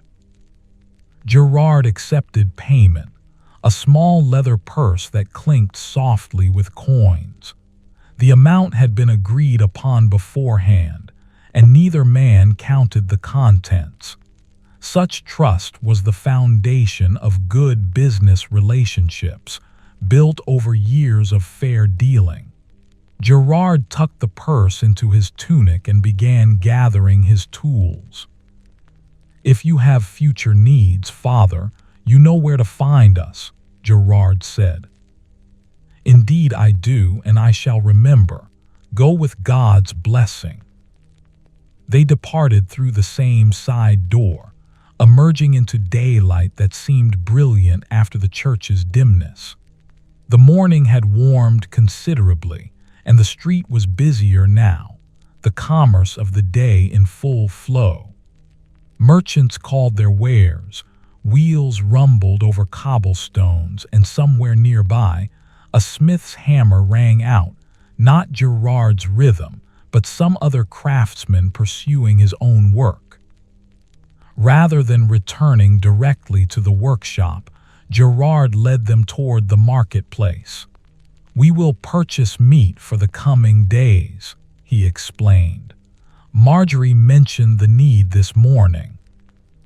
The market occupied a large square near the city's center, surrounded by permanent shops but filled with temporary stalls where farmers and small merchants displayed their goods. The space hummed with activity and conversation, a dozen transactions occurring simultaneously, voices raised in haggling or greeting or simple exchange of news. They made their way through the crowd, Gerard's solid presence clearing a path through the press of bodies. Oswald, 19, with soot-darkened fingertips, followed close behind, taking in the sensory richness of the scene. The smells were particularly varied: fresh bread from a baker's stall, the sharp tang of cheese, the earthy scent of root vegetables still bearing traces of soil, the metallic smell of fresh-killed meat hanging from hooks at the butcher's stall. Gerard stopped at the butcher he favored, a broad man with reddened hands and a blood-stained apron. They exchanged greetings, and Gerard indicated interest in a haunch of pork that hung among the displayed meats. The butcher took it down, laid it on his cutting board, and began trimming away some of the excess fat with a long knife that showed the wear of constant use and sharpening. While Gerard negotiated the final price, a ritual both men clearly enjoyed, each making small concessions that brought them toward a mutually acceptable middle ground, Oswald let his attention wander across the market. At a nearby stall, a woman was selling late-season apples, their skins showing the russeting he had noticed on the apples from the previous day. Two children played between the stalls, weaving through the adult traffic in some game that involved much laughter and occasional mock combat with sticks. The transaction complete, Gerard tucked the wrapped pork into his satchel, and they turned back toward home. The return journey was unhurried, both men content to simply walk and observe the city's activity. They passed a group of apprentices from some other craft, boys younger than Oswald, carrying burdens under the supervision of their master. They passed an elderly woman selling bundles of herbs from a basket, her hands gnarled with age but still dexterous as she tied the bundles with twine. When they reached the workshop, Marjorie met them at the door, taking the pork with pleased approval. "This will serve us well," she said, examining the cut. "I will salt some for keeping and roast the rest for our meals this week." Gerard handed her the remainder of the coins from the purse. The household funds were her domain to manage as she saw fit. She disappeared into the living quarters with both pork and coins, leaving the two men in the workshop's familiar space. The afternoon stretched ahead with no particular urgency.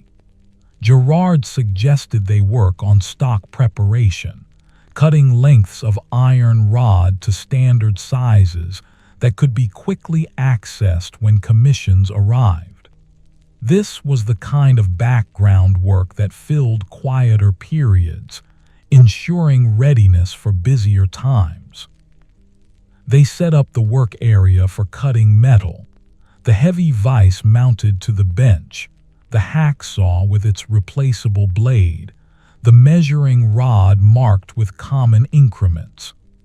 Gerard selected a length of iron stock from the storage rack, examining it for straightness and checking its thickness with calipers. "Mark every 12 inches, he instructed Oswald. "We will cut standard lengths first, then some shorter pieces if time permits." Oswald, 19 years old, used a scribe to mark the rod at regular intervals, scratching thin lines into the metal's surface. The scribe's point was sharp, requiring only light pressure to leave a clear mark. He worked carefully, measuring each distance precisely, knowing that inaccurate cuts would create waste and potentially compromise future work. With the marks complete, Gerard secured the rod in the vise and began sawing at the first line. The hacksaw's blade bit into the iron with a distinctive rasp, each stroke cutting slightly deeper. Metal dust accumulated at the cut line, bright and fine, catching the afternoon light. The work required steady, consistent strokes. Too much pressure and the blade would bind, too little, and it would simply glide over the surface without cutting. The first cut took several minutes of patient sawing. When the piece finally separated, Gerard examined the cut end, checking that it was reasonably square and free of burrs. Satisfied, he set the piece aside and advanced the rod to the next mark. The process began again. Oswald assisted by clearing away the metal dust periodically, brushing it into a collection pan. Nothing in the workshop went to waste. Even these fine particles would eventually be melted down and incorporated into new work. He also kept the saw blade lightly oiled, which reduced friction and extended the blade's life. The afternoon passed in this steady, repetitive labor. Cut followed cut, the pile of standard-length pieces growing gradually. The work was not exciting, but it was necessary and satisfying in its own way. Each piece represented future potential, raw material waiting to be transformed into hinges, brackets, tools, or any of 100 other objects that Gerard's skill and vision might produce. Outside, the light began its slow shift toward evening. The workshop's interior took on the warm, golden quality that came with late afternoon sun, shadows lengthening and softening. Gerard hummed while he worked, that tuneless rumble, and Oswald found himself joining occasionally with his own plainchant fragment, the two sounds weaving together in wordless companionship. When Gerard finally set aside the hacksaw and straightened his back, they had completed nearly 20 standard lengths and a handful of shorter pieces.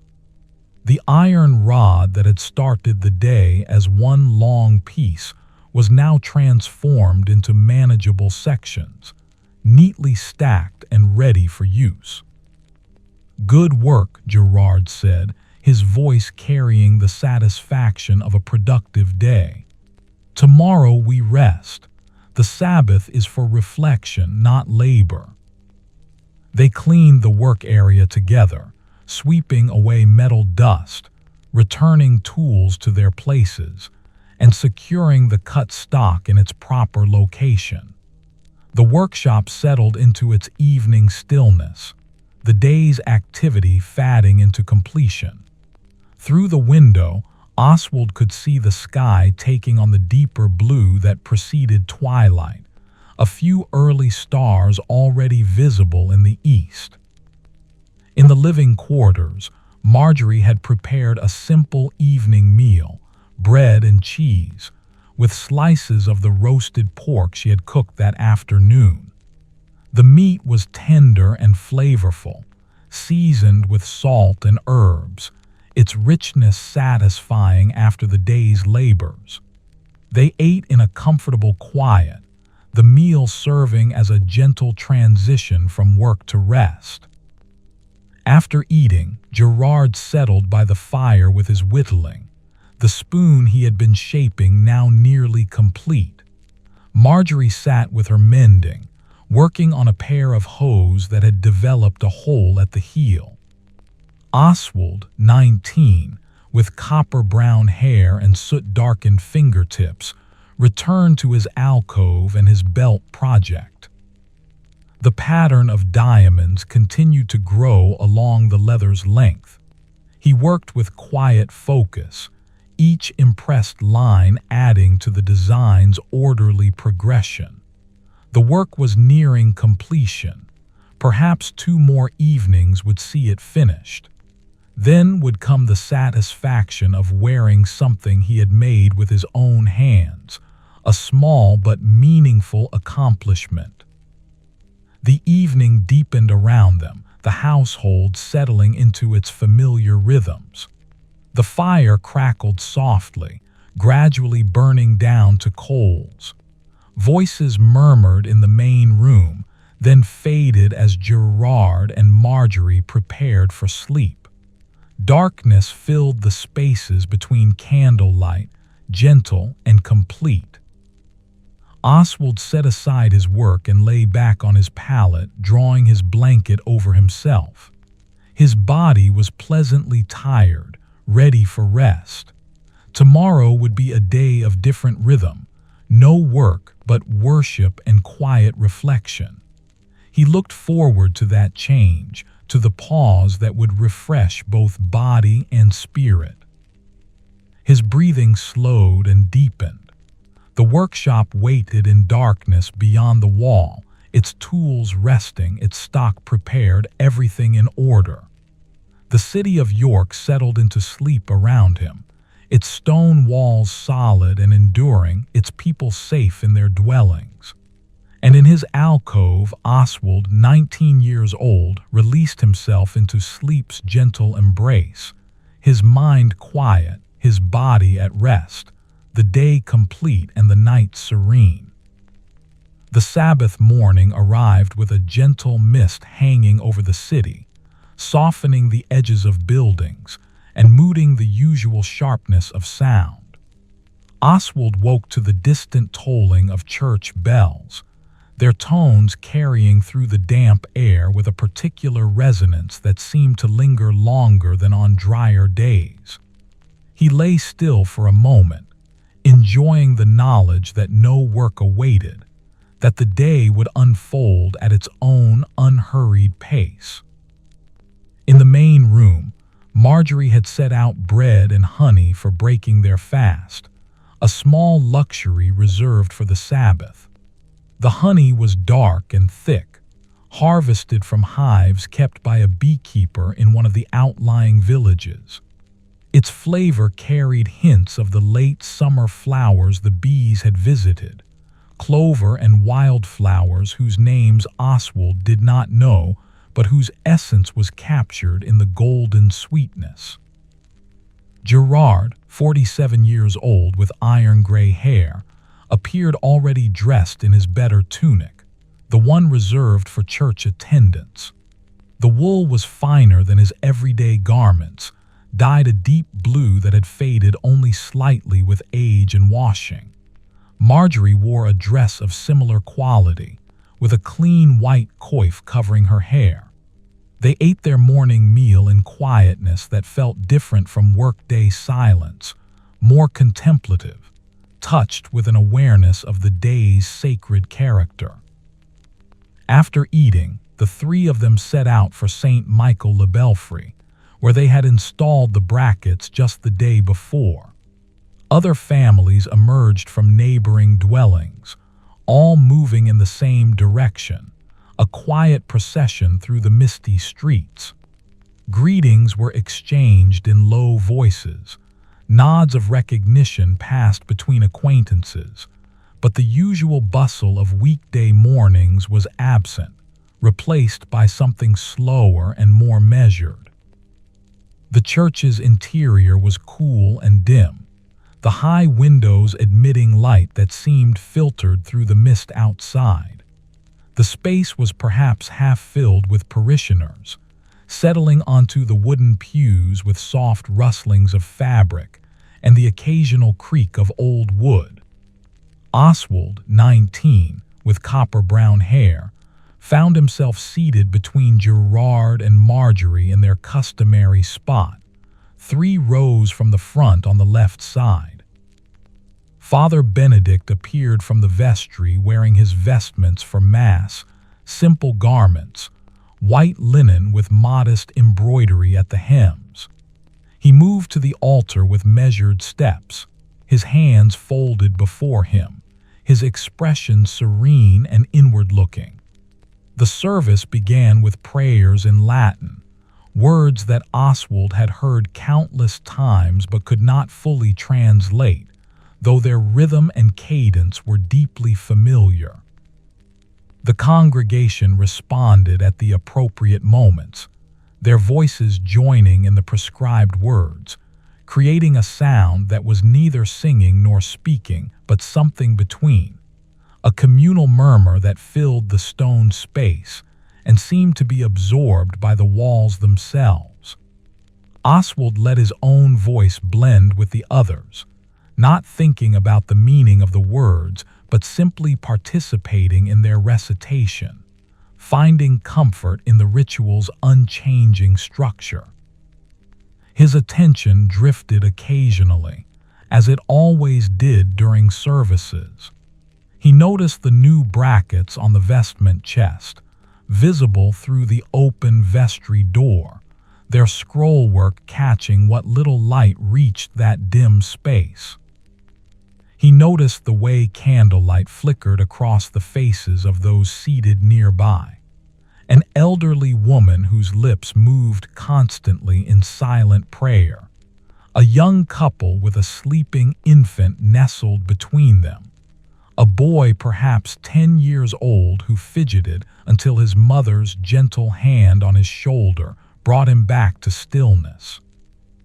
The service progressed through its familiar sequence: prayers, readings from Scripture delivered in Father Benedict's soft but carrying voice, more prayers, the consecration of bread and wine.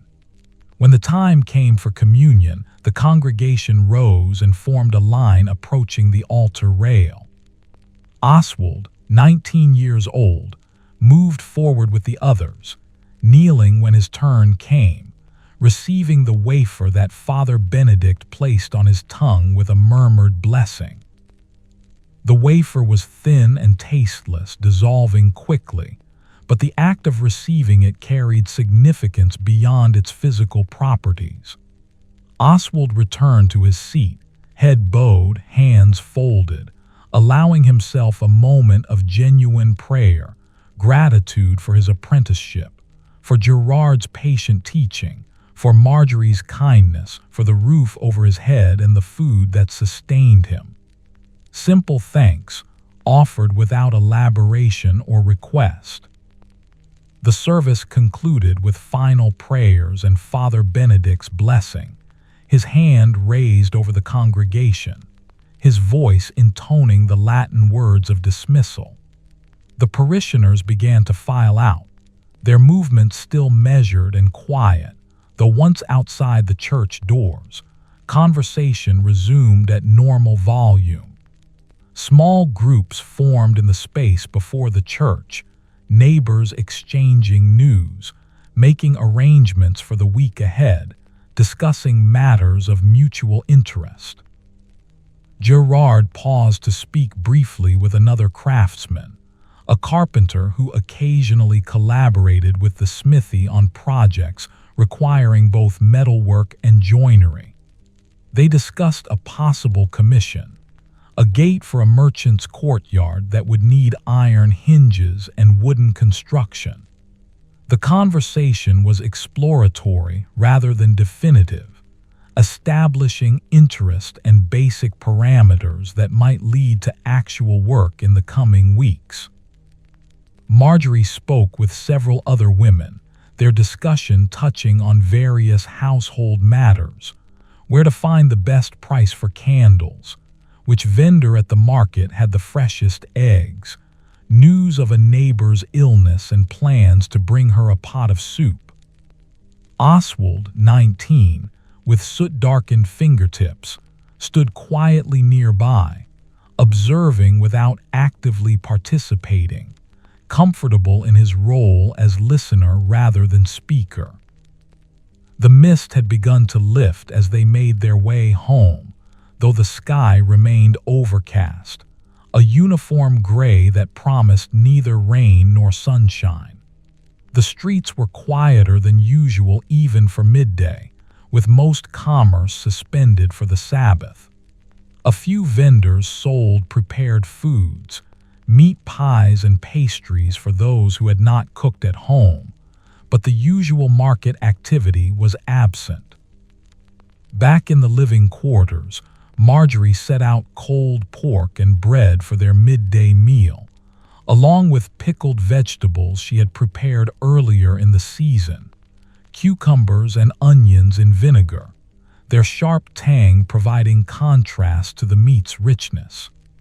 They ate without hurry, the afternoon stretching ahead with no obligations beyond rest and quiet occupation. After the meal, Gerard settled by the banked fire with his whittling. The spoon was now complete, its bowl smooth and symmetrical, its handle comfortable to hold. He examined it with satisfaction, running his thumb across the wood grain, checking for any rough spots that might have escaped his attention.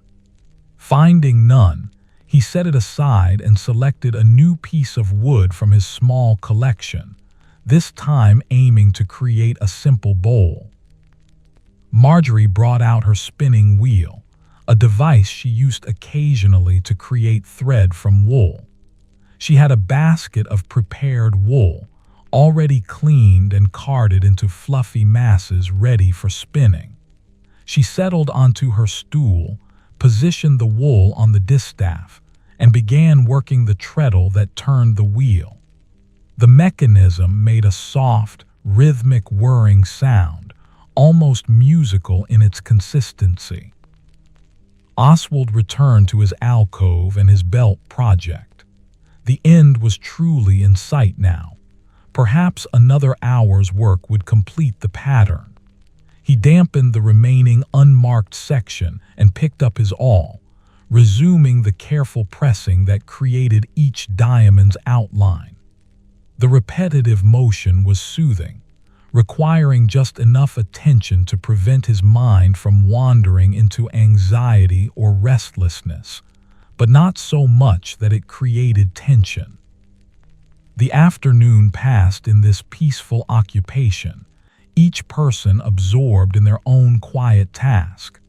The spinning wheel maintained its steady whir, occasionally punctuated by Marjorie's adjustments to the thread or replacement of spent wool.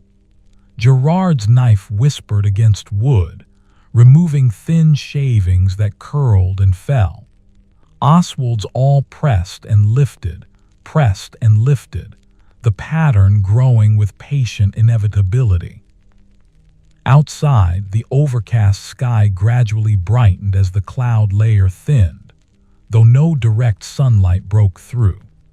The light took on a diffuse, pearlescent quality that made shadows nearly disappear, creating an even illumination without harsh contrasts.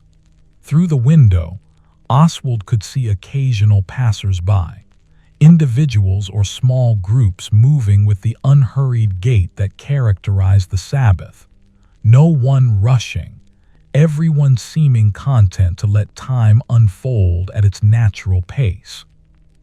By late afternoon, Oswald completed the final diamond in his belt's pattern. He set down the awl and examined the full length of the work, holding it up to catch the best light. The pattern was consistent throughout, each diamond properly formed, the spacing even from end to end. It was good work, something he could take pride in, a tangible demonstration of skills learned through practice and patience. He would need to attach the buckle still, a task that required stitching through the thick leather with a heavy needle and waxed thread. But that could wait for another evening. For now, it was enough to appreciate the completion of the decorative work, to feel the satisfaction of a project brought nearly to its end through steady, incremental effort. He emerged from his alcove to find Marjorie preparing the evening meal, a vegetable pottage with barley and the last of the roasted pork, cut into small pieces and added for flavor. The scent filled the room, savory and welcoming. Gerard had set aside his woodworking and was tending the fire, adding fuel to bring it back to useful heat for cooking. They ate as twilight deepened outside, the meal serving as a gentle transition from day toward evening. The pottage was thick and warm, the vegetables cooked soft, the barley swollen and tender. Bread served to soak up the rich liquid, and small beer washed it all down. The conversation remained sparse but comfortable, occasional observations about the day or plans for the week ahead, nothing demanding extended discussion. After the meal was cleared, Gerard brought out a small book, a psalter borrowed from Father Benedict, who had known of Gerard's ability to read and had offered the loan. Gerard's reading was limited, learned through apprenticeship to a master who had valued literacy, but sufficient to make his way through the Latin text with careful attention. He read aloud, slowly, the Psalms' ancient poetry filling the room with their rhythm and imagery. Oswald, 19 years old, listened without fully understanding the words, responding instead to their cadence, to the way Gerard's rasping voice shaped the unfamiliar sounds. Marjorie sat with her hands folded in her lap, her eyes closed, her expression peaceful. The reading lasted perhaps a quarter hour. Then Gerard closed the book carefully and set it aside, to be returned to the church the following Sunday. The fire burned down to coals as the evening deepened. Candles were lit, their small flames pushing back the darkness, creating a warm sphere of light in the main room. Oswald returned to his alcove and lay on his pallet, not quite ready for sleep, but content to rest and reflect on the day's gentle rhythms. Through his narrow window, he could see stars emerging as the clouds finally broke apart. They appeared slowly, one by one, points of steady light against the darkening sky. He did not know their names or patterns, but their presence was comforting nonetheless. Ancient and unchanging, witnesses to countless human lives lived out beneath their distant gaze. His thoughts drifted without direction. He thought about the belt, nearly finished, soon to be worn. He thought about the week ahead, whatever work it might bring. He thought about the church service, the familiar words and rituals that marked time's passage in ways beyond mere days and hours. He thought about Gerard and Marjorie, the household that had become his home, the craft that was becoming his own. The voices from the main room faded as Gerard and Marjorie prepared for sleep. The candles were extinguished one by one, darkness reclaiming the space. The fire's last embers glowed faintly, barely visible through the doorway. The workshop beyond the wall was still and quiet, its tools resting, its forge cold, everything waiting for tomorrow's return to labor.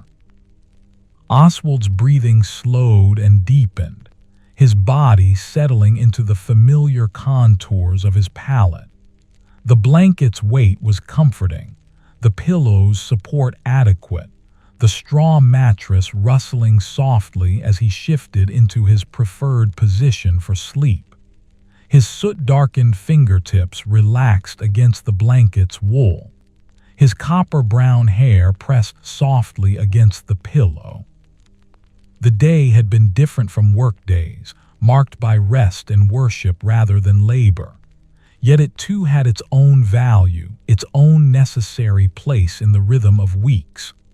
Tomorrow would bring a return to the forge, to the hammer and anvil, to the transformation of raw metal into useful forms.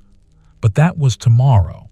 For now, there was only this, the peaceful completion of the Sabbath, the body's readiness for rest, the mind's quiet settling into sleep. The city of York rested beneath the clearing sky, its stone walls solid in the darkness, its people sleeping in their dwellings. In workshops throughout the city, tools waited for Monday's dawn.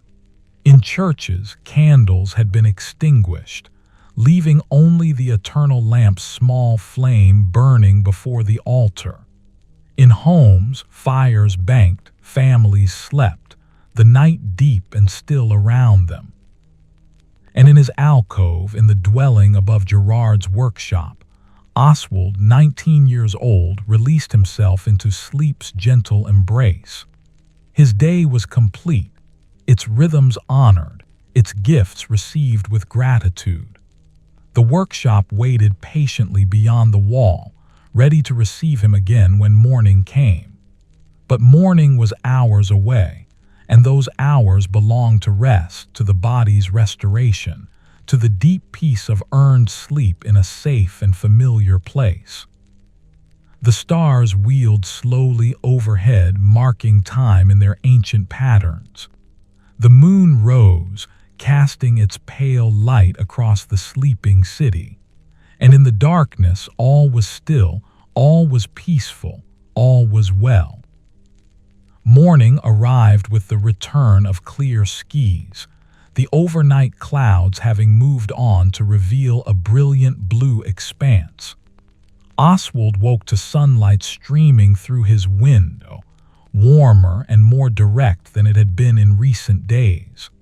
The light carried with it a sense of renewed energy, the promise of a productive week beginning.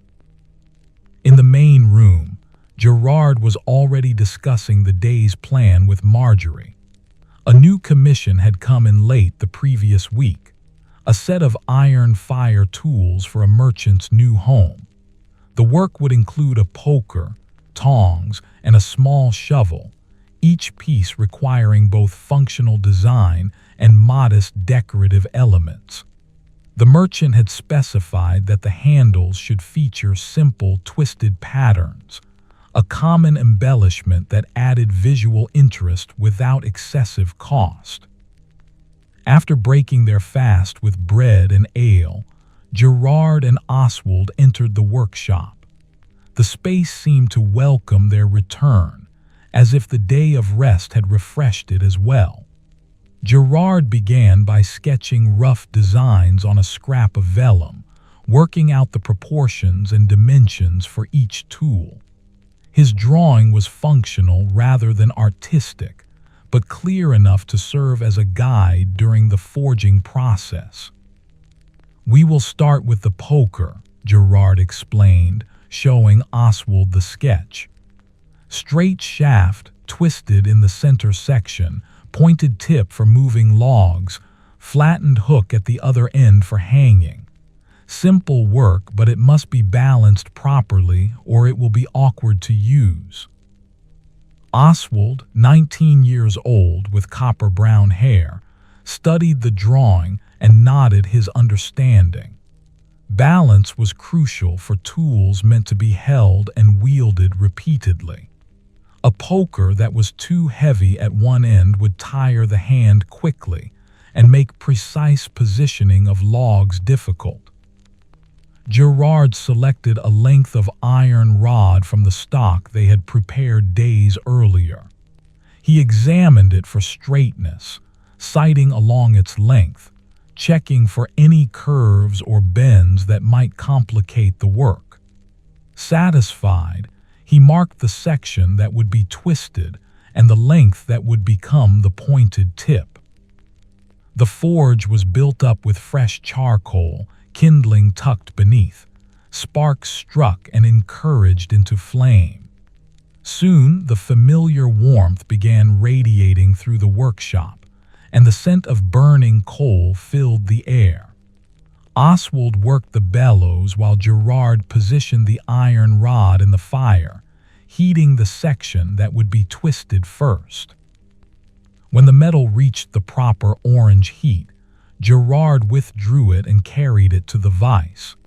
He secured one end firmly in the vice's jaws, then used a wrench to grip the other heated section. With steady pressure, he began rotating the wrench, twisting the hot metal. The iron yielded to the force, its fibers spiraling around the central axis, creating the decorative pattern that would run along the poker's middle section. The twist had to be executed while the metal was at the correct temperature. Too cool and it would resist, potentially cracking under the stress. Too hot and it would twist unevenly or collapse. Gerard's timing was precise, born of decades of experience. The spiral emerged evenly, each rotation consistent with the last, until he had achieved perhaps 8 complete turns along the heated section. He returned the piece to the forge for reheating, this time focusing on the tip that would be drawn to a point. When ready, he brought it to the anvil and began tapering the end with measured hammer blows. The metal lengthened and narrowed under the impacts, gradually transforming from a blunt cylinder into a pyramidal point suitable for maneuvering burning logs. Oswald, 19, with soot-darkened fingertips, watched the process carefully, noting how Gerard adjusted the angle of each blow to shape the point evenly on all sides. The hammer sang its varying notes against the anvil, higher when striking near the edge, deeper when landing more centrally. Between sequences of blows, Gerard rotated the workpiece, ensuring symmetrical reduction of the material. The opposite end of the poker required shaping into a flattened hook that would allow the tool to be hung from a rack or nail when not in use. Gerard heated this section and used both hammer and hardy, a chisel-like tool that fitted into a square hole in the anvil, to create the hook's basic form. The metal was bent back on itself, creating a loop. Then the loop was flattened slightly to prevent it from snagging on things unnecessarily.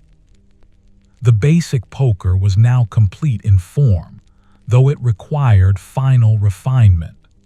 Gerard reheated sections as needed, smoothing rough areas with lighter hammer work, ensuring all transitions between different portions of the tool were gradual rather than abrupt. A poker that caught or snagged when being used was poorly made, and Gerard's standards did not permit such flaws. When satisfied with the form, he quenched the poker in the slack tub, the water erupting into its characteristic violent boiling. The metal hardened into its final shape, emerging from the water dark and slightly scaled from oxidation. This scale would be removed later with wire brushing, revealing the iron's natural gray surface beneath. Gerard set the completed poker aside and consulted his sketch for the tongs. These would be more complex, requiring two separate pieces that would be joined at a pivot point. Each arm of the tongs needed careful shaping, flat gripping surfaces at one end, handles at the other, and precisely positioned holes for the pivot pin that would allow them to open and close smoothly. The morning advanced as Gerard worked through the construction of the first tong arm. Oswald assisted by maintaining the forge temperature, holding pieces steady when needed, and fetching tools as they were required. The rhythm of forge work established itself: heat, shape, reheat, refine. The workshop filled with familiar sounds and scents: the hammer's ring and the coal's acrid smoke, the hiss of quenching and the wheeze of the bellows. By midday, the first tong arm was complete. Marjorie brought wooden bowls of pottage, lentils with onions and herbs, thick enough to eat with bread rather than requiring spoons. They took their meal at the workbench, Gerard examining the morning's work while he ate, his mind already working through the afternoon's tasks.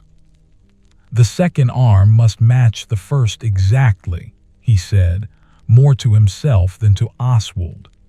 "Any difference in length or curve, and the tongs will not close properly." After eating, Gerard began the second tong arm, working with even greater care to replicate the first's dimensions. He measured frequently, comparing the two pieces side by side, making minute adjustments to ensure they were truly identical.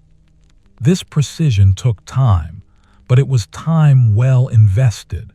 Tongs that didn't close properly were useless, and Gerard's reputation rested on producing tools that functioned flawlessly. The afternoon light shifted gradually across the workshop floor as the sun progressed through the sky. The second tong arm took shape under Gerard's patient attention, each detail matching its mate. When both arms were complete, he drilled the pivot holes using a hand drill, working slowly to ensure the holes were positioned identically on each piece and perfectly perpendicular to the metal's surface. The pivot pin itself was a separate small project, a short length of rod that would pass through both holes with its ends upset, that is, mushroomed outward by hammering, to prevent it from sliding out. Gerard heated a piece of rod, cut it to length, and began the careful process of upsetting the ends. Too much force would bend the pin, too little would fail to create sufficient retention. When the pin was ready, he assembled the tongs, sliding the pin through the aligned holes. The arms pivoted smoothly, opening and closing with satisfying mechanical precision. Gerard tested them repeatedly, checking that they closed fully, that the gripping surfaces met evenly, that the handles were comfortable to hold. Satisfied, he set them aside with the poker. "Tomorrow we will make the shovel," Gerard said, his voice carrying its usual rasp. "That will complete the set. Today has made good progress." The forge was allowed to burn down as the afternoon drew toward evening. The remaining work for the day was maintenance and preparation, cleaning tools, organizing the work area, ensuring everything was ready for tomorrow's continuation. Oswald swept metal scales and coal dust from the floor, collected into the waste bin for eventual disposal or recycling. Gerard applied oil to the completed tools, protecting them from rust during the time before delivery. The poker's twisted section gleamed slightly where the oil caught the light, and the tong's pivot moved smoothly under the lubricant's influence. These pieces would serve their owner well for years, perhaps decades, if properly maintained. As they moved toward the living quarters, the day's physical labor made itself felt in Oswald's muscles, a pleasant tiredness, the body's natural response to productive work.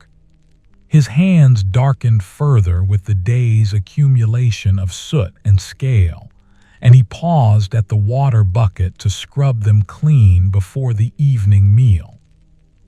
Marjorie had prepared roasted turnips and parsnips to accompany cold pork, the root vegetables sweetened by their time in the oven's heat. The meal was simple but satisfying, providing the nourishment needed after a day of forge work. They ate in comfortable quiet, the day's work complete, the evening offering its own gentler rhythms. After the meal, Gerard returned to his woodworking, beginning to hollow out the bowl he had started the previous day. The work was slow, requiring many small cuts to gradually deepen the depression that would hold whatever the bowl was meant to contain. Wood shavings accumulated at his feet, pale curls that caught the firelight. Marjorie settled with her spinning wheel again, adding to her growing supply of thread. The wheel's rhythmic whirring filled the room, a sound that Oswald had come to associate with peaceful evenings, with the household at rest and content in their various quiet occupations. Oswald, 19 years old, brought out his belt from the alcove. Tonight he would attach the buckle, the final step in the project's completion. He had selected a simple iron buckle from the workshop's stock, one of several that Gerard kept on hand for various leather projects. The buckle was plain but well made, its pin moving smoothly in its housing, its frame properly shaped to accept the belt's width. He positioned the buckle at the belt's end, folded the leather back to create a loop that would hold the buckle securely, and marked where the stitching would need to go. Using a leather punch, he created holes along the marked line, small perforations that would guide his needle and prevent the leather from tearing during stitching. The needle he selected was heavy and slightly curved, designed specifically for thick leather work. He threaded it with waxed linen thread, the wax providing stiffness that made the thread easier to work with and also helping to seal the stitching against moisture.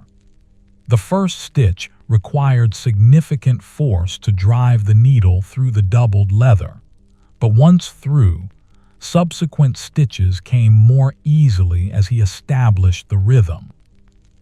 Each stitch was pulled tight, the thread drawn through completely before beginning the next. The work required attention and steady pressure, but it was satisfying to see the buckle becoming securely attached, the stitching neat and even. Oswald hummed his plainchant fragment while he worked, the familiar notes accompanying the needle's repeated passage through leather. When the stitching was complete, he knotted the thread securely and trimmed away the excess. The buckle was firmly attached, showing no looseness or instability when tested. He threaded the belt through the buckle, adjusted it to what would be his waist size, and marked where the holes would need to be punched for the buckle's pin. Using a smaller punch, he created these holes, testing each one to ensure the pin was seated properly. The belt was finished. He held it up in the firelight, examining the completed work, the diamond pattern running its length, the securely attached buckle, the properly positioned holes. It was good work, something he had created entirely with his own hands during evening hours over the course of weeks. Tomorrow he would wear it, replacing the worn belt that had served him until now. He returned to his alcove and prepared for sleep, the day's satisfaction settling over him like a comfortable weight. Through his window, stars were visible in the clear night sky, their light steady and ancient.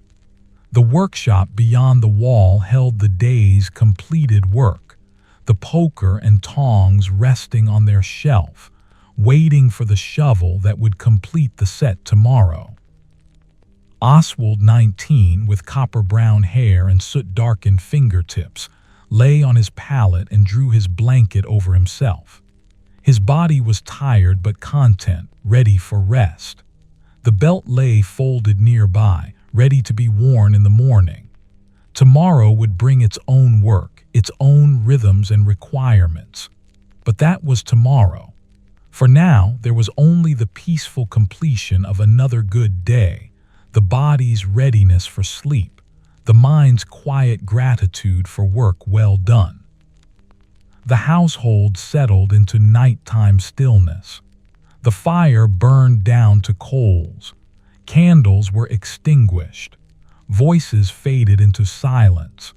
And in his alcove, Oswald released himself into sleep's gentle embrace, his breathing slow and steady, his rest deep and undisturbed, the night serene around him. Morning brought with it a distinct chill, the first true hint that autumn was progressing toward winter. Frost had formed on the workshop's window panes during the night, creating delicate patterns of ice crystals that caught the early sunlight and transformed it into prismatic colors. Oswald woke to this display, watching for a moment as the frost began to melt along the edges where the sun's warmth first reached. He dressed in the cool air, fastening his new belt around his waist for the first time. The leather was stiff from its newness, but it would soften with wear. The buckle sat comfortably at his hip, and the diamond pattern he had worked so carefully was now his to carry every day, a small source of quiet pride each time he noticed it. In the main room, Marjorie had porridge warming over the fire, the oats cooked with water and a pinch of salt. The warmth of the bowl was welcome in the morning's chill, and the simple food provided steady energy for the work ahead. Gerard noticed Oswald's new belt and nodded his approval, a wordless acknowledgement that needed no elaboration. The workshop was cold when they entered, the frost on the inside of the windows evidence of how thoroughly the night's chill had penetrated. Gerard built up the forge quickly, the fire's warmth gradually pushing back against the cold. Within an hour, the space had become comfortable again, though the areas farthest from the forge remained noticeably cooler. The shovel that would complete the fire tool set required a different approach than the poker and tongs. Its blade needed to be formed from a flat piece of sheet iron, shaped into a shallow scoop, while its handle would be a rod similar to the poker's, but without the twisted decoration. The merchant had specified a simpler design for the shovel, keeping costs reasonable while still maintaining quality. Gerard selected a piece of sheet iron from the stock and marked the outline of the shovel blade on its surface. Using heavy shears designed for cutting metal, he began trimming away the excess material. The shears required significant force to operate, their long handles providing leverage. But even so, cutting through the iron sheet was demanding work. Each cut produced a distinctive crunching sound as the blades bit through the metal. With the basic shape cut out, Gerard heated the piece in the forge and began the process of forming it into a shallow scoop. This required working over a rounded form, a section of large diameter pipe that he had mounted horizontally in a sturdy stand for exactly this purpose. He laid the hot metal over this form and used a wooden mallet to hammer it, gradually encouraging the flat sheet to take on a curved shape. The work progressed slowly, requiring multiple heatings. After each session of hammering, the metal cooled and had to return to the forge. Gradually, the blade took on its scooped form, deep enough to hold ashes and small coals, but not so deep as to become heavy and awkward when filled. Gerard checked the curve frequently, comparing it to the mental image he held of what a well-designed ash shovel should be. Oswald, 19 years old, maintained the forge and assisted where needed, but much of this work required Gerard's experienced judgment about when the curve was correct, when more shaping was needed, when to stop before overworking the metal. He watched and learned, knowing that someday he would need to perform these tasks independently. The blade's edges required attention next. They were rough from the shearing process and needed smoothing. Gerard secured the blade in the vise and used a file to refine the edges, removing sharp burrs and creating a slight radius that would prevent the shovel from catching on the hearth or firebox edges during use. The file's rasp was rhythmic and steady, metal dust accumulating on the workbench as he worked methodically around the blade's perimeter. While Gerard worked on finishing the blade, Oswald prepared the handle. Gerard had already cut the rod to length, and Oswald's task was to create the simple point at one end, similar to the poker but smaller, and to flatten the other end where it would be riveted to the blade. He heated the rod section by section, working at the anvil with a lighter hammer, his movements growing more confident as his experience accumulated. Gerard paused in his filing to observe Oswald's work, offering occasional guidance. Rotate more frequently to keep the taper even, or lighter blows now. You're refining rather than moving large amounts of metal. These corrections were gentle, delivered in a tone that conveyed instruction rather than criticism. Oswald absorbed them, adjusting his technique, feeling his skill gradually improving through this combination of practice and guidance. By late morning, both blade and handle were ready for assembly. Gerard positioned the handle's flattened end against the back of the blade, marking where the rivet holes would need to be drilled.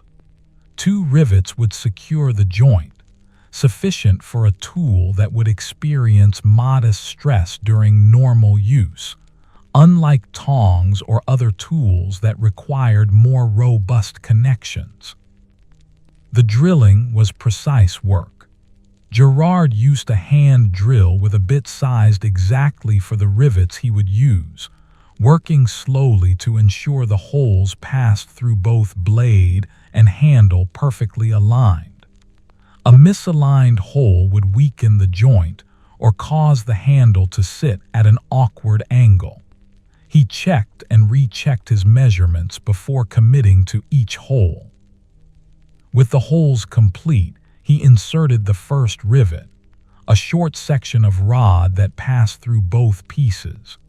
Using a light hammer and a small dolly held against the opposite side, he began upsetting both ends of the rivet, mushrooming them outward to lock the assembly together.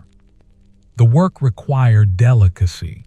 Too much force would bend the blade or distort the handle, but insufficient force would leave the rivet loose.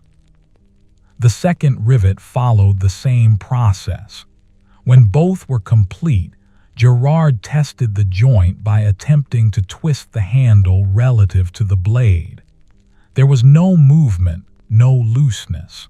The shovel was solidly constructed, ready to serve its purpose for years of regular use. The final step was finishing, removing the scale left by forging, applying protective oil, and inspecting every aspect of the tool for any flaws or rough spots that might have been missed. Gerard used a wire brush to scour away the black scale, revealing the iron's natural gray color beneath. Oswald assisted with the oiling, applying a thin coat to every surface, working it into the joint where the blade met the handle. The completed fire tool set was laid out on the workbench, poker, tongs, and shovel, each piece well made and functional. Gerard examined them with his critical eye, checking proportions, testing moving parts, ensuring that everything met his standards. Finally, he nodded his satisfaction. "Good work," he said simply. "We will deliver these tomorrow. The merchant will be pleased." Marjorie appeared with the midday meal, bread and cheese with dried apples, simple fare but welcome after the morning's labor. They ate at the workbench, Gerard already thinking ahead to the next commission. There was talk of a series of door hinges for a new building being constructed near the city's northern wall, but the details had not yet been finalized. The afternoon was given to quieter tasks. With no pressing forge work, Gerard suggested they organize the stock storage, an undertaking that had been postponed for some time. The storage area had accumulated material in a somewhat haphazard fashion, and finding specific pieces sometimes required more searching than it should. They emptied the storage racks systematically, laying everything out in the workshop where it could be properly assessed. Some pieces were usable stock, cut to standard lengths and ready for projects. Others were remnants from previous work, odd lengths and unusual dimensions that might prove useful for future projects or might simply be taking up valuable space without sufficient justification. Gerard made decisions about each piece. "This we keep, it's good stock," or "this is too short for anything useful, it goes to the scrap pile for eventual melting." Oswald, 19, with copper-brown hair, carried the sorted pieces to their designated destinations, gradually bringing order to what had been mild chaos. The work was not dramatic, but it was satisfying in its own way. The storage area gradually transformed, everything organized by type and size, like items grouped together, easily accessible when needed. This organization would save time on future projects, eliminating the need to sort through piles of material to find what was required. As they worked, Gerard spoke about the various pieces, where they had come from, what they had been used for, why certain dimensions were more useful than others. This casual instruction was valuable, building Oswald's understanding of material management, teaching him to think ahead about what stock to keep on hand, how to minimize waste while avoiding the opposite problem of hoarding every scrap regardless of actual utility. The afternoon light was fading when they finally completed the reorganization. The storage area was now a model of order, everything in its place, clearly visible and accessible. Tomorrow's delivery of the fire tools would free up space on the workbench, and the workshop would be ready for whatever commission came next. As evening approached, the temperature dropped noticeably. The frost that had melted during the day's warmth would certainly return tonight, perhaps even heavier. Gerard banked the forge carefully, ensuring the workshop would retain some warmth overnight, making the morning's cold slightly less severe. In the living quarters, Marjorie had prepared a substantial evening meal, a thick stew of mutton with root vegetables, the meat tender from long, slow cooking. The warmth of the stew was particularly welcome as the chill deepened outside. They ate with a good appetite, the day's work making the food taste even better than usual. After the meal, Gerard brought out his bowl project, now noticeably deeper than it had been. He continued the patient hollowing, his knife removing thin shavings with each careful cut. The work would take many more evenings to complete, but he seemed content with its gradual progress, in no hurry to finish. Marjorie worked on a new project, knitting a pair of mittens from wool thread she had spun. The needles clicked softly as she worked, the mitten gradually taking shape, row by row. The sound was rhythmic and soothing, another element in the evening's peaceful atmosphere. Oswald, 19 years old with soot-darkened fingertips, sat in his alcove without a particular project for once. The belt was complete and being worn. He had no other personal work in progress. Instead, he simply sat and observed the household at rest, Gerard with his carving, Marjorie with her knitting, the fire burning steadily, the evening unfolding in its familiar patterns. There was contentment in this observation, in being part of this small household, this community of three people whose lives intersected in work and rest, in shared meals and quiet evenings. He thought about his life before his apprenticeship, living with his own family in a village some distance from York, and recognized how much he had grown in the years since coming to Gerard's workshop. The skills he had learned, yes, but also the subtler lessons about patience, attention to detail, the satisfaction of work done properly. His new belt was a symbol of this growth, something he had made entirely himself, using skills acquired through observation and practice, executed during his own time, worn now as a daily reminder of his developing capabilities.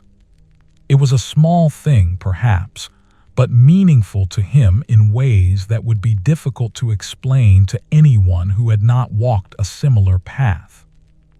The evening deepened, the household gradually preparing for sleep. The fire was banked, candles extinguished, the familiar sounds of people settling into their rest.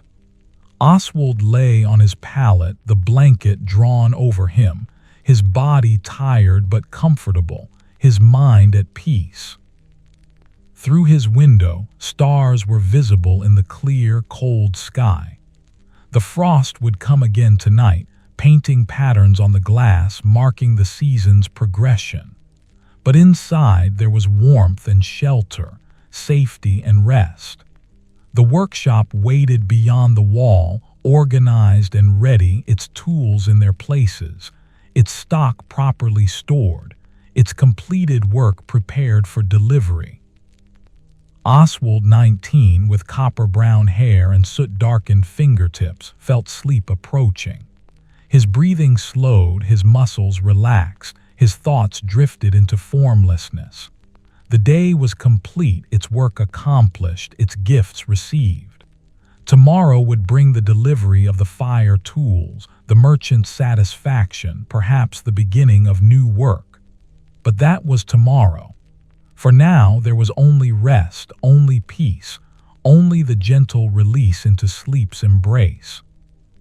The city of York settled into nighttime stillness around him. In workshops throughout the city, other craftsmen rested as he did. In homes, families slept. The frost formed silently on windows and rooftops. The temperature dropped. The stars wheeled overhead in their ancient patterns. And in his alcove, Oswald released himself into sleep, his day complete, his rest earned, the night serene and still around him. The morning arrived with Gerard preparing the fire tools for delivery, wrapping each piece carefully in oiled cloth to protect against the cold moisture in the air. Oswald helped secure the bundle with cord, ensuring nothing would shift during transport. The merchant's home was not far, perhaps a quarter-hour's walk through the morning streets. They set out together, their breath visible in the crisp air, frost still clinging to shadowed corners where sunlight had not yet reached. The bundle was not heavy, but it was awkward in size, and they took turns carrying it as they navigated the awakening city. Merchants were opening their shops, sweeping thresholds, arranging goods for display. The smell of baking bread drifted from several doorways, and somewhere nearby, a bell rang to mark the morning hour. The merchant's home was newly built, its timber still pale and unstained by weather. The door was substantial oak, fitted with temporary iron hinges that would eventually be replaced with more decorative pieces. Gerard knocked, and after a moment, a servant appeared, recognizing them and stepping aside to allow entry. The merchant himself came forward, a man perhaps 40 years old, well dressed in wool dyed a rich burgundy. His expression was pleasant and welcoming as Gerard unwrapped the fire tools and laid them out for inspection. The merchant examined each piece carefully, testing the tong's action, hefting the poker to assess its balance, running his fingers along the shovel's blade.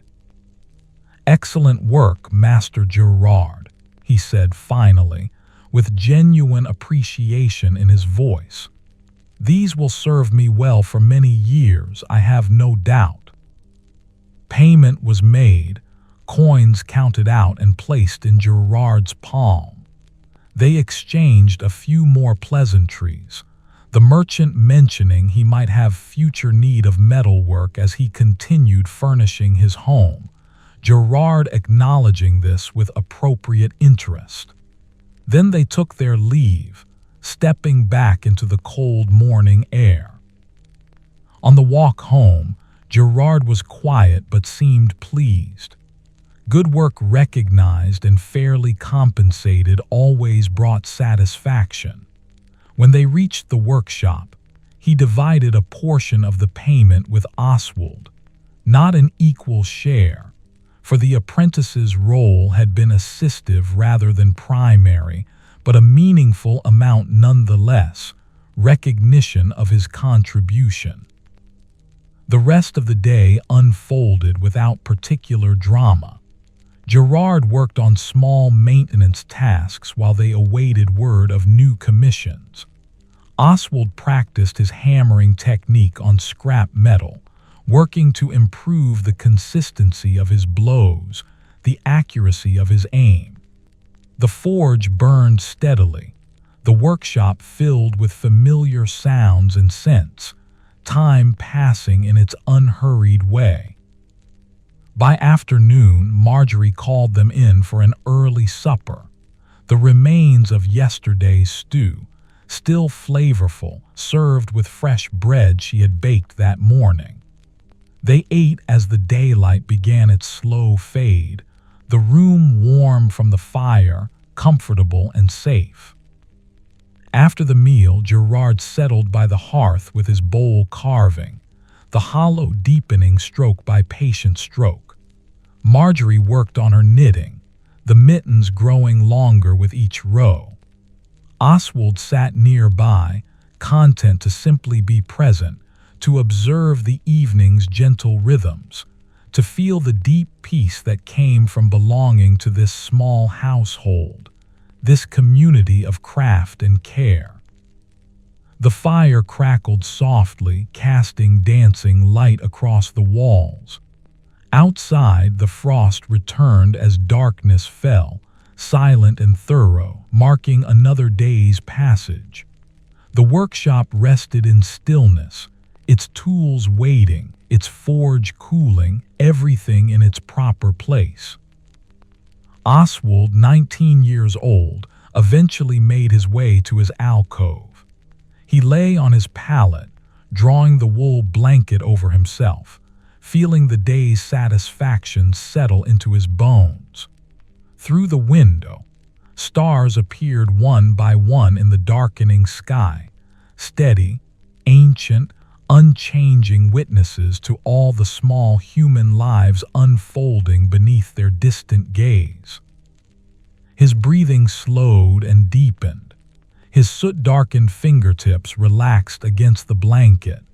His copper-brown hair pressed softly into the pillow. The belt he had made circled his waist, a reminder of patient work completed well. The household around him was peaceful and secure, each person resting in their appointed place. Tomorrow would bring what it would bring, new work perhaps, or quiet maintenance, or simply another day of steady labor at familiar tasks. But that was tomorrow, and tomorrow was not yet here. For now, there was only this moment of perfect rest, this peaceful completion of another good day, this gentle release into sleep. The workshop waited in darkness, patient and ready. The anvil bore its countless marks. The forge held its ashes. The tools hung in their places, each one shaped by use, each one waiting for hands that knew its purpose. And on the workbench, a light coating of metal dust caught the faint starlight coming through the window, evidence of work done, of skills practiced, of days lived well. In his alcove, Oswald felt the last edges of waking awareness dissolve into sleep's embrace. His body was at rest. His mind was quiet. The day was complete, its work honored, its simple gifts received with gratitude. The city of York slept around him, solid and enduring. The stars wheeled slowly overhead, and in the peaceful darkness all was still, all was well, all was exactly as it should be.